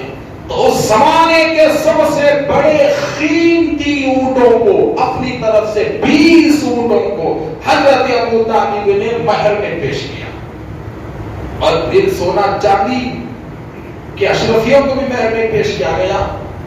تو المرد کے اب یہ نکاح ہوا، اب نکاح ہو جانے کے بعد اب ان کا مرتبہ دیکھیے، ان کا مرتبہ دیکھیے، ان کی شان دیکھیے کہ کتنا بڑا مرتبہ بی بی خدیجہ الکبریٰ کا ہے۔ ایسا سلام پڑھتے ہم لوگ 1400 سال سے ایک ہی طریقہ ہے، الصلاۃ والسلام علیکہ یا رسول اللہ بولتے، یا نہیں تو یا نبی سلام علیکہ بولتے، یا نہیں تو یا رسول سلام علیکہ بولتے، یا نہیں تو یا مصطفیٰ سلام علیکہ، یا نہیں تو یا محمد سلام علیکہ، یا نہیں تو الصلاۃ والسلام علیکہ یا رسول اللہ۔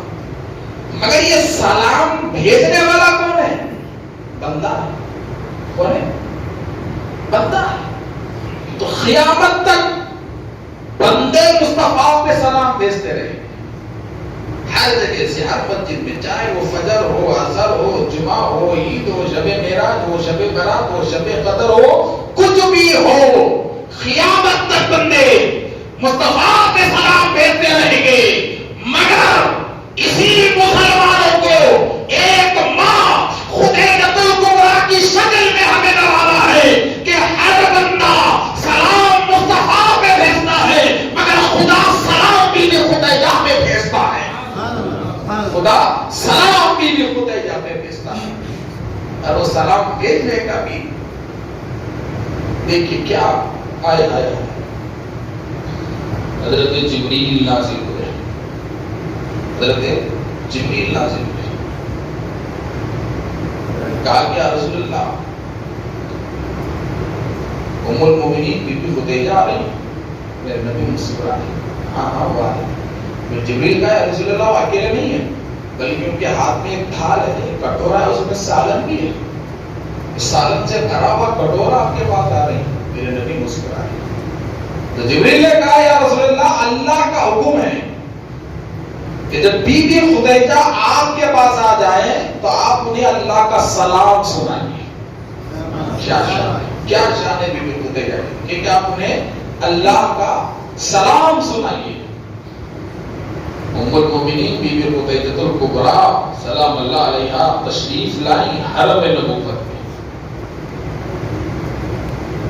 میرے نبی مسکرائے، کہا کہ خدیجہ جانتی ہوں جبریل کیا پیغام لائے؟ یا رسول اللہ کیا لائے؟ اللہ تم پہ سلام بھیجتا ہے۔ بی بی خدیجہ دیکھیے کیا جواب دیں گے، بی بی خدیجہ جواب دے رہا سلام کا۔ جبریل خدیجہ نے کہا یا رسول اللہ اللہ مجھ پہ سلام بھیجتا ہے، میں اللہ پہ سلام کیسے بھیجوں جبکہ وہ خود سلام ہے، وہ سلام، تاکہ وہ خود سلام ہے اور ساری سلامتیاں خود اس سے ہے، مگر اے جبریل تم پہ خدیجہ کا سلام ہے۔ کیا رسول اللہ وہ سلام، وہ خود سلام ہے، میں کیسے سلام بھیج سکتی ہوں، اس سے ساری سلامتی ہے، مگر کہا کیا رسول اللہ جبریل کو میرا سلام ہے، جبریل پہ میری سلامتی ہے۔ تو جبریل جس کا سلام قبول کرے وہ ذات خدیجہ کی۔ میرے دوستو ذرا دیکھیے جو پھر اور بی بی خدیجہ کے وقت ڈھلتا جائے گا، مگر یہ شان، یہ فضیلت بی بی خدیجہ الکبریٰ کی ختم نہیں ہوگی۔ 25 سال جو ہم دم، ہم قدم، ہم سفر، ہم دم، ہم راز میرے نبی کی رہی ہو، ایسی خاتون کا نام بی بی خدیجہ الکبریٰ ہے۔ اور آپ کو معلوم ہے کیسے کیسے مسائل بی بی خدیجہ الکبریٰ میں، کیسے کیسے مسائل، پورا زمانہ ساتھ چھوڑ دیا اعلان نبوت کے بعد، اور طریقہ کیسا رہا؟ نکاح ہوا، نکاح ہونے کے بعد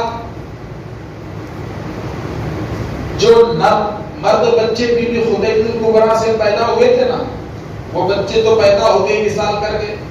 بی بی فاطمہ سب سے آخری میں پیدا ہوئی، اس سے پہلے بی بی زینب، ام کلثوم، رقیہ، یہ شہزادیاں اس سے پہلے پیدا ہوئی. مگر جس طریقے سے بی بی زینب تمام پچھلی عورتوں میں فضیلت میں بلند ہے، تو ماں خدیجہ کبریٰ کے بعد اگر عورتوں میں سب سے افضل کوئی ذات ہے تو وہ بی بی فاطمہ کی ذات ہے.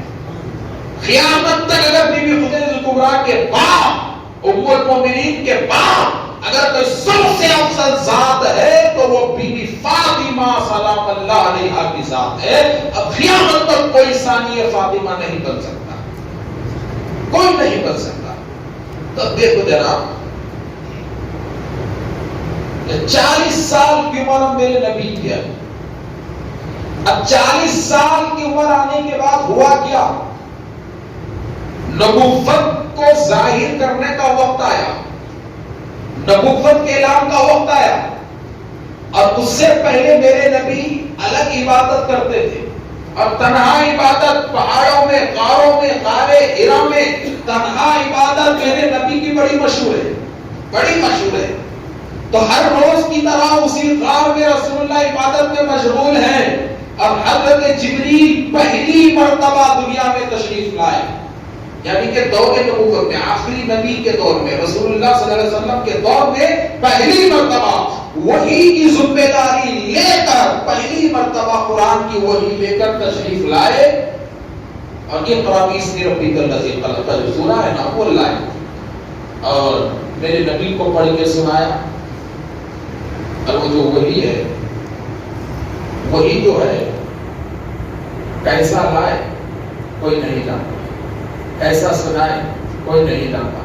مگر جب کبھی بھی وہی آیت قرآنی حضرت جبریل کے ذریعے اللہ کا پیغام میرے نبی پہ، قلب مبارک پہ نازل ہوتا تو رسول اللہ کی کیفیت بدل جاتی، چہرے کا رنگ بدل جاتا تھا، جسم سے ٹھنڈے پسینے شروع ہو جاتے تھے، کبھی کبھار جسم گرم ہو جاتا تھا، کبھی کبھار خراٹوں کی آوازیں حلق سے آتی تھی.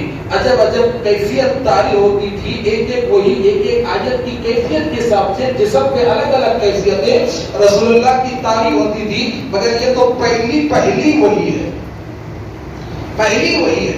اب جیسا ہی پہلی وہی جبریل کے ذریعے اللہ کا پیغام میرے نبی کے قلب پہ نازل ہوا تو رسول اللہ غار سے نکل گئے، جلدی سیدھے ام المومنین بی بی خدیجہ کبریٰ کے گھر کو گئے اور فوراً کہا یا خدیجہ زملونی، کہا کہ اے خدیجہ مجھے چادر اڑاؤ، مجھے فوری چادر اڑاؤ، مجھے فوری چادر اڑاؤ. پوچھا کہ رسول بی بی خدیجہ نے پوچھا کہ حضور آپ کو کیا ہو گیا ہے، آپ کام کیوں رہے ہیں جبکہ ہر طرف تو دھوپ ہے، ہر طرف تو گرمی ہے، آپ کام کیوں رہے ہیں؟ تو ذرا دیکھیے کہ کتنا بڑا اعزاز بی بی خدیجہ کا ہے کہ سب سے پہلے وحی کی اگر رسول اللہ کے بعد کوئی قاری بنتا ہے تو اس قاری وحی کا نام بی بی خدیجہ کبریٰ ہے. اس پہلی قاری وحی کا نام بی بی خدیجہ کبریٰ ہے. کیا کیا فضیلت ہے میں آپ کو سناؤں. تو فوراً کہا کہ خدیجہ آج اللہ کی طرف سے فرشتہ آیا تھا اور وحی کی شکل میں مجھے یہ سنا کے گیا ہے، یہ سنا کے گیا ہے. تب دیکھیے کہا کہ پتہ نہیں وہ حقیقت میں فرشتہ تھا، کوئی جن تھا، کوئی انسان تھا. ایسی باتیں سیرت میں آئی ہیں مگر مختصر کر کے ہم چلتے ہیں. تو ذرا دیکھیے کہ ایسے وقت میں سب سے پہلی ہمت اگر بنی تو بی بی خدیجہ کہا کہ یا رسول اللہ، کہا کہ اے میرے سردار آپ امانت دار ہیں، آپ سچے ہیں، آپ دیانتدار ہیں، آپ نیک ہیں، آپ مظلوموں کی مدد کرنے والے ہیں، آپ ظلم کے خلاف ہمیشہ رہتے ہیں. تو جب آپ کا کردار اتنا اچھا ہے تو آپ کے ساتھ برا کیوں ہوگا؟ کیسی ہمت باندھی تھی، دیکھیے ایسی ہمت رسول اللہ کی باتیں کہا کہ آپ کے ساتھ برا کیوں ہوگا، بے شک وہ فرشتہ ہی تھا، غلط چیز تو آپ کے پاس نہیں آ سکتی. تو میرے نبی چادر اوڑھے، چادر اوڑھی اور چادر اوڑھنے کے بعد اب حضرت جبریل کا سلسلہ آتا رہا جاتا رہا اور وہ رازدار صرف بی بی خدیجہ ہے، رازدار صرف بی بی خدیجہ ہے. اب ایک جملہ کہ عورتوں میں سب سے پہلے بی بی خدیجہ الکبریٰ یہ کہتے ہیں، مگر میں کہتا ہوں کہ مردوں اور عورتوں میں سب سے پہلی قاری قرآن بی بی خدیجہ الکبریٰ، سب سے پہلی قاری قرآن، سب سے پہلی رسول اللہ کی زبان سے کلمات کے وہی سننے والی شخصیت بی بی خدیجہ الکبریٰ، اور کائنات کی مردوں اور عورتوں میں سب سے پہلے کلمہ توحید پڑھنے والی ذات کا نام بی بی خدیجہ الکبریٰ، اور کائنات کی مردوں اور عورتوں میں رسول اللہ کے بعد سب سے پہلی نماز پڑھنے والی ذات کا نام بی بی خدیجہ الکبریٰ۔ اب اس کے بعد مردوں میں اگر شرف حاصل ہوا تو سرکار سیدنا ابوبکر صدیق رضی اللہ تعالیٰ، اور بچوں میں اگر کسی نے اعلان اسلام کیا تو مولا علی مشکل کشا۔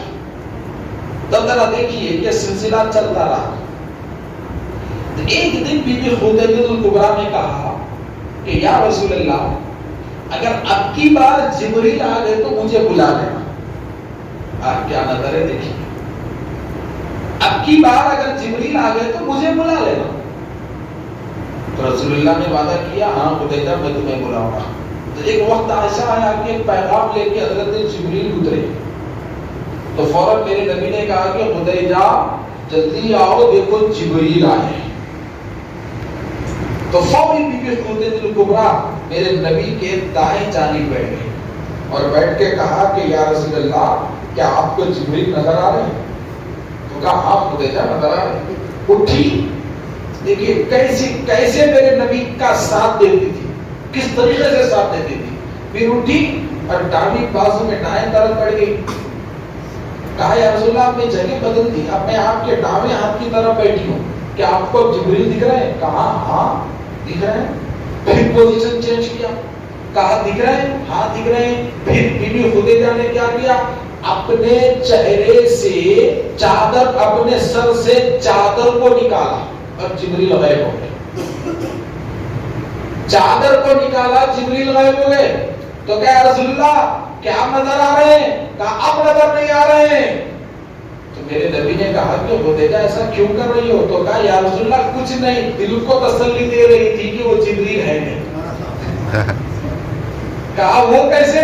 تو کہا یا رسول اللہ، وہ حقیقت میں جبریل ہے، وہ حقیقت میں فرشتہ ہے، وہ تو نبی کو معلوم تھا، مگر یہ دیکھیے ہم راز ہیں، ہم خدم ہیں، خدم پہ میرے نبی کے لیے سکون جاں بنی رہی، خدم پہ ماں خدیجہ میری نبی کے لیے راہ ہمت بنی رہی، خدم پہ میرے نبی کے لیے سب سے بڑی ہمت بنی رہی، سب سے بڑی دیوار بنی رہی، اور ہر معاملے میں ساتھ رہی۔ تو یہاں بھی اپنے دل کے سکون کے لیے آزما لیا۔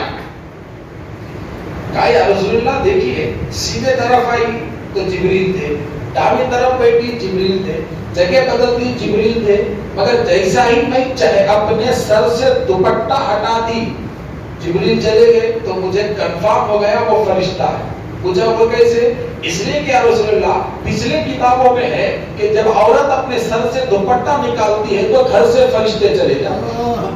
یہ سب سے بڑا پیغام بھی ہوتے ہیں، تاکہ ہم نے کتابوں میں سنا ہے کہ عورت جب سر سے دوپٹہ ہٹا دیتی ہے تو فرشتے رحمت کے گھر سے چلے جاتی ہیں۔ تو میں نے اپنے سر سے دوپٹہ امتحان کے لیے ہٹایا تھا کہ اگر وہ فرشتہ ہے تو جائے گا، شیطان ہے تو ٹھہرے گا۔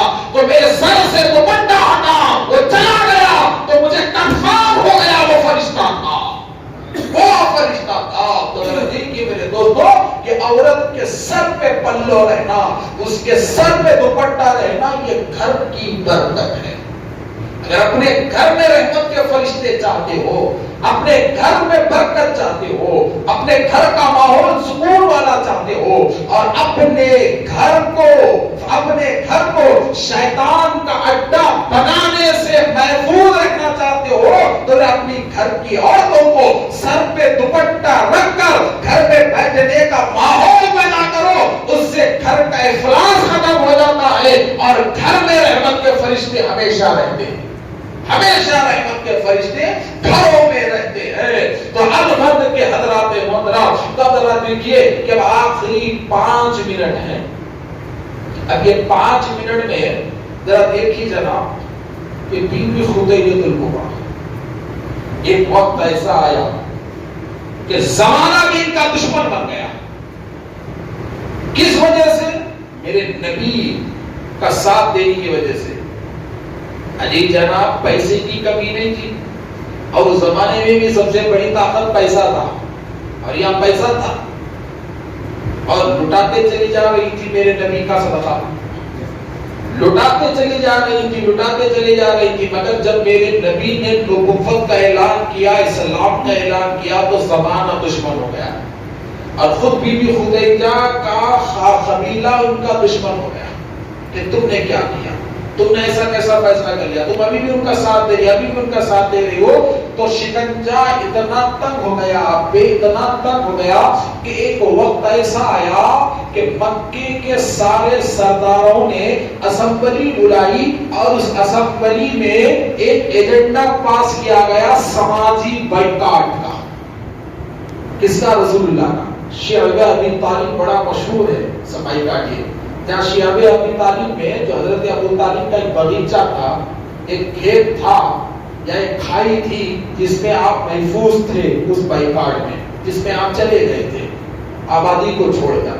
تو ذرا دیکھیے کہ اسمبلی میں ایجنڈا پاس کیا گیا کہ بائیکاٹ کریں گے. پوچھا کس کا؟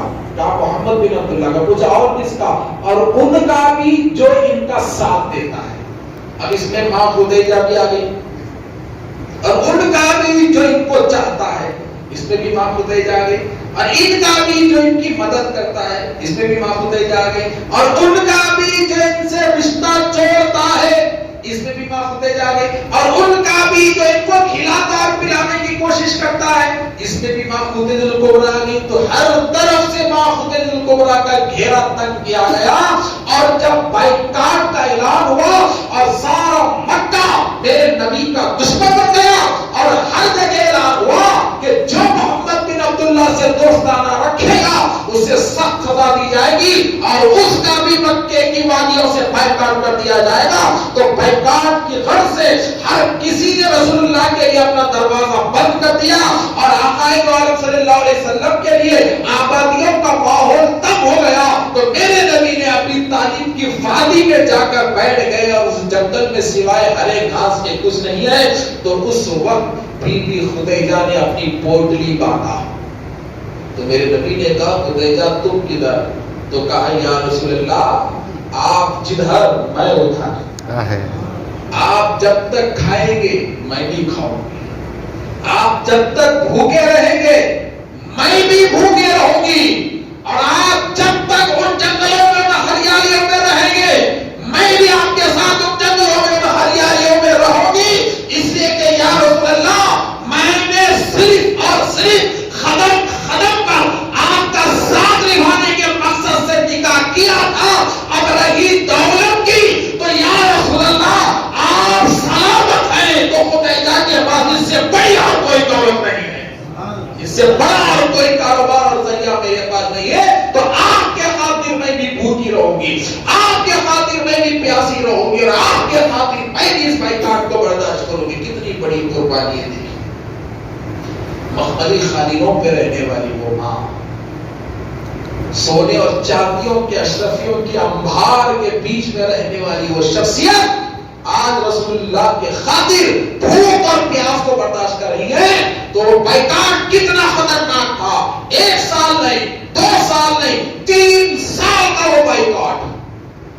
اور تیسرے سال ایسی نوبت آئی کہ سیرت چیخ چیخ کے کہتی ہے کہ خانواد نبوت ہری گھاس کھا کر زندہ تھے.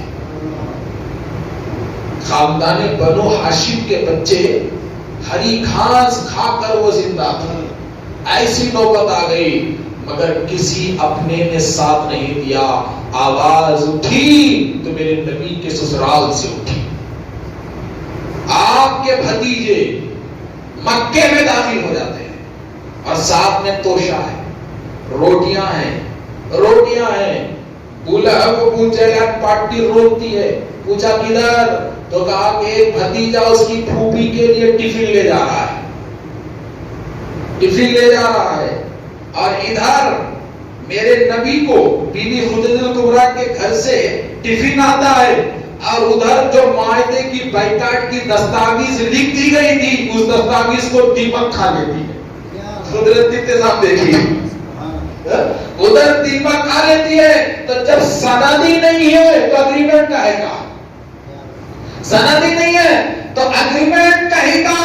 تو جب میں حضرت ابو طالب بات کرنے کے لیے آئے, کہا کہ کب تک تم میرے بھتیجے کو کر پاؤ گے, کب تک میرے بھتیجے کو بھوکا رکھو گے, کب تک میرے بھتیجے کو آبادی سے دور رکھو گے. تو رسول اللہ کو بھی اس پچ میں بلایا گیا تو کہا کہ سارے امرائے قریش نے مل کر یہ اگریمنٹ کیا ہے, ان کا بائیکاٹ کر دیا جائے گا. جب تک وہ اگریمنٹ محفوظ رہے گا ان کا بائیکاٹ نہیں ختم نہیں ہوگا. تو میرے نبی نے مسکرا کے کہا, کہاں کا اگریمنٹ, کہاں کی دستاویز, کہاں کی سند, کہاں کا ایجنڈا. ارے دیمک تو اس کا صفایا کر دی, دیمک تو اس کا صفایا کر دی. کھول کر دیکھو تو فوراً کعبۃ اللہ میں گئے, کھول کے دیکھا تو ڈبہ جیسا کا ویسا ہے, اندر لیٹر نہیں ہے. ڈبہ جیسا کا ویسا ہے, لیٹر نہیں ہے. سارے لیٹر کو دیمک خالی, مگر یہ کفار حیران ہو گئے کہ سارے خط کو دیمک خالی, مگر جہاں جہاں محمد لکھا ہے وہ باقی ہے. جہاں جہاں محمد لکھا ہے وہ باقی ہے. یہ دیکھ کے حیران ہو گئے کہ ان کا لکھا ختم ہو گیا اور نام محمد باقی رہ گیا, نام محمد باقی رہ گیا. تو الغرض کے میرے دوستو, شیعہ بھی ابی طالب کی وہ تکلیفوں میں میرے نبی کا ساتھ دیا. تو شیعہ بھی ابی طالب نے 3 سال میرے نبی کے تکلیفوں کو ماں خدیجہ نے جب قریب سے دیکھا تو ان کے دل پہ بہت بڑا وزن رہا, اور انہی تکلیفوں کو دیکھتے ہوئے آج 10 رمضان کو اس دنیا سے آپ پردہ فرمائیں. انہی تکلیفوں کو دیکھتے, جبکہ بائیکاٹ ختم ہو چکا تھا.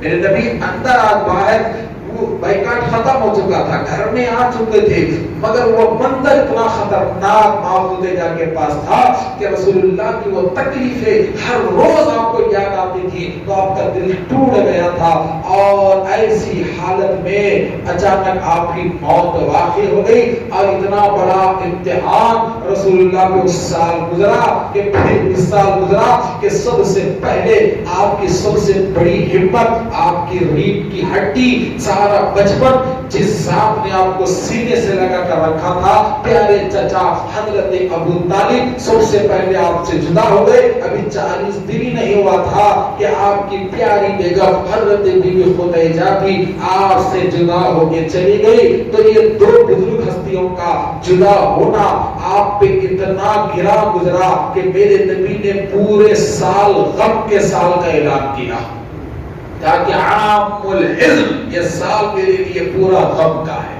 اس لیے کہ 2 بڑے سہارے میرے سے جدا ہو گئے, 2 میرے چاہنے والے مجھ سے جدا ہو گئے. مگر وہ جدائی کا ایک آخری مرحلہ میں آپ کے سامنے رکھتا ہوں. دیکھیے میرے دوستو کہ وقت قریب ہے کہ بی بی خدیجہ الکبریٰ کا وصال ہونے کو ہے, روح نکلنے کو ہے. تو بی بی فاطمہ ابھی چھوٹی ہے, ابھی بچی ہے, شہزادی اپنی ماں کے قریب ٹھہری ہوئی ہے, اور ماں اور بیٹی دونوں ایک دوسرے کو دیکھ رہی ہے. بس وقت تھوڑا ہے. تو بی بی خدیجہ الکبریٰ نے کہا کہ بیٹی فاطمہ اپنے والد کو بلاؤ, اپنے ابا کو بلاؤ. تو بی بی فاطمہ رسول اللہ کو لے کر آئی. تو بی بی خدیجہ الکبریٰ نے بس ایک جملہ کہا کہ یا رسول اللہ, بس اللہ نے, میرے مقدر نے جتنی آپ کی خدمت کی تھی, یہ خادمہ آپ کی خدمت کر کے دنیا سے جا رہی ہے. یہی جملہ تھا کہ یہ خادمہ آپ کی خدمت کر کے دنیا سے جا رہی ہے. یا رسول اللہ, جب یہ جان نکل جائے تو آپ دعا کیجئے کہ اے اللہ تو خدیجہ کی اس خدمت کو قبول فرمانا. تو بس یہی ایک آخری جملہ تھا, اس خدمت کو قبول فرمانا. میرے نبی کی آنکھوں سے آنسو آ گئے. رسول اللہ دیوار کے آڑ میں چلے گئے, آڑ میں گئے. آڑ میں جانے کے بعد بی بی فاطمہ سے کہا کہ بیٹی فاطمہ ایک خواہش تو میری پوری کر. کہ آپ نے بتاؤ کیا خواہش ہے, کیا خواہش ہے؟ تو ماں فاطمہ, بیوی فاطمہ کو خدیجہ الکبریٰ نے خواہش پیش کی, وصیت پیش کی, کہا یہ میری وصیت ہے. تو فوراً بیوی فاطمہ نے کہا کہ امی آنکھ بند ہونے کے بعد کیوں, آنکھ کھلے رکھو, میں ابھی اس خواہش کو پوری کرتی ہوں. وہ خواہش کیا تھی؟ بیوی خدیجہ الکبریٰ نے وصیت کیا کہ بیٹی جب میری روح نکلے گی تو مکے کے کسی دکان کے کپڑے سے میری لاش کو کفن مت دینا, یا کسی میرے گھر کے کپڑے سے میری لاش کو کفن مت دینا, میرے جسم کو کفن مت دینا. میری خواہش ہے کہ وہ چادر جس چادر کو رسول اللہ وہی نازل ہوتے وقت اوڑھتے تھے, وہ چادر کہ جس چادر کو رسول اللہ وہی نازل ہوتے وقت اوڑھتے تھے, اس چادر کو میرا کفن بنا. پر ابھی بھی وہ چادر میرے نبی کے کھاتے میں تھی, وہ چادر میرے نبی کے جسم پہ تھی. ارے ان کے لیے چادریں کیا ہے صاحب, ان کے لیے دنیا کا کفن کون سا مقام رکھتا ہے, کون سا مقام ان کے لیے دنیا کا رکھتا ہے. ارے ذرا دیکھیے میرے دوستوں کہ یہی بیٹی فاطمہ کہ یہودی بچیاں رسول اللہ کے پاس آتی ہیں اور آ کر کہتی ہیں کہ اے مسلمانوں کے نبی, ہمارے سردار کی بیٹی کی شادی ہے, ہر معزز گھرانے کی بیٹی کو ہم نے دعوت دیا ہے, تمہاری شہزادی کو بھی ہم دعوت لے کر آئے ہیں, نیوتا لے کر آئے ہیں, اور اس امید سے آئے ہیں کہ آپ بھی اپنی شہزادی کو دعوت میں بھیجو گے. تو میرے نبی نے یہودیوں کی دعوت کو قبول کیا, وہ چلے گئے, مگر اس دعوت کے پیچھے چال تھی. وہ چال کیا تھی کہ وہ دعوت امیروں کی تھی, وہ دعوت رئیسوں کی تھی, وہ دعوت بادشاہوں کی تھی, اور پلاننگ یہ تھی کہ ہر امیر شہزادی قیمتی سے قیمتی کپڑے پہن کے آئے, قیمتی سے قیمتی زیور پہن کے آئی, اور یہ نبی کی شہزادی معمولی کپڑے پہن کر محفل میں آئے گی. تو ہر یہودی گھر کی بچی اپنی دولت, اپنے زیور, اپنے قیمتی کپڑے نبی کی بیٹی کو بتا کر ان کے دل کو دکھائیں گے اور ان کی عزت بھرے محفل میں نکالیں گے تاکہ ان کو ان کی غریبی کا احساس ہو جائے. تو ماں فاطمہ کو بھرے مجمع میں غربت کا احساس دلانے کے لیے دعوت دی تھی. چال, مکر اور فریب چھپا ہوا تھا. تو میرے نبی نے قبول کیا, اور قبول کرنے کے بعد دعوت کا وقت آیا, یہودی غلام پالکی لے کر آئے ماں فاطمہ کو بٹھا کر لے جانے کے لیے. اب ماں فاطمہ اپنی چادر تطہیر کو نکالا, اپنی چادر کو نکالا اس چادر اوڑھ کر جانے کے لیے, مگر ابھی ماں فاطمہ اپنے مبارک نورانی خدم کو اپنے گھر سے باہر ڈالنے ہی والے تھے کہ حضرت جبریل آئے اور ہاتھ میں کپڑے ہیں.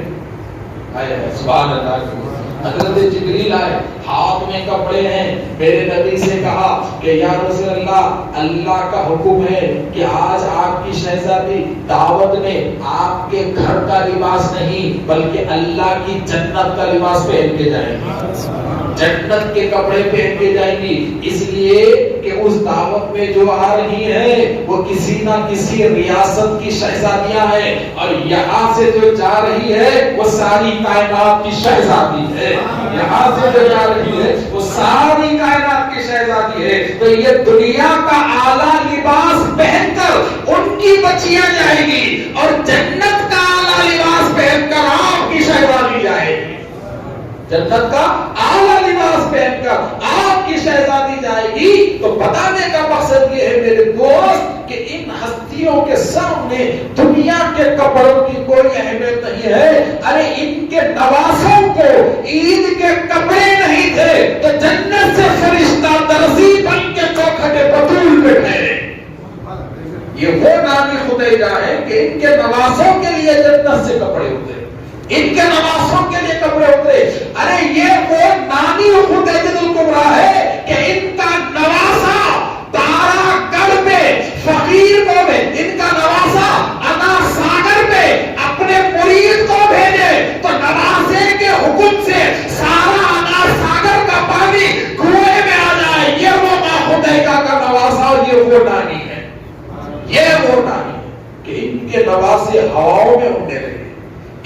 نوازے سورج کو پلٹانے لگے، ان کے نوازے چاند و سورج کی گردشوں پہ نظر رکھنے لگے، ان کے نوازے دنیاوی نظام کو اپنے قبضے میں رکھنے لگے، ان کے نوازے ہواؤں کو اپنے قبضے میں رکھنے لگے، ارے ان کے نوازے درندوں پرندوں اور چرندوں کو اپنے تابع رکھنے لگے، ارے ان کے نوازے ایسے گزریں گے اور گزرتے رہیں گے کہ انسانوں کے ہاتھوں میں جانور کی لگام کو اللہ نے رکھا ہے، مگر خدیجہ کے نوازوں کے ہاتھ میں قوم کے دل کی لگام کو رکھا ہے، لوگوں کے دلوں کے لگام کو ماں خدیجہ کے گھر کے نوازوں کے ہاتھ میں رکھا ہے، ساری زمین کے لگام ان کے گھر کے نوازوں کے ہاتھ میں، یہ ایسی ملکہ ماں خدیجہ ہے، ایسی ملکہ ایسی شان والی ماں خدیجہ ہے۔ تو فوراً دیکھیے بی بی فاطمہ گئی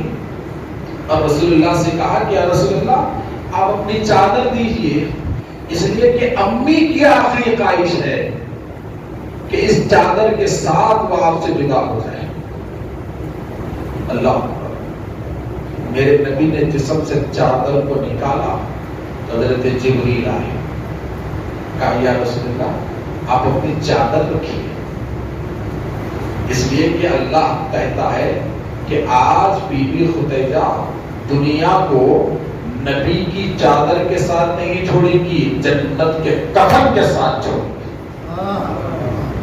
ان کے لیے جنت کا کفن اترے، ان کے شہزادوں کے لیے جنت سے کپڑے اترے، جنت سے کپڑے اترے۔ ترغدی کے میرے دوستو وقت بہت ہو چکا ہے، تفصیل بہت الگ بھی ہے، اے مجھے کمال سخن سے نوازنے والے، گر میں چپ رہوں بھی تو بنا ماں میرا سنائی دے۔ خدا حافظ۔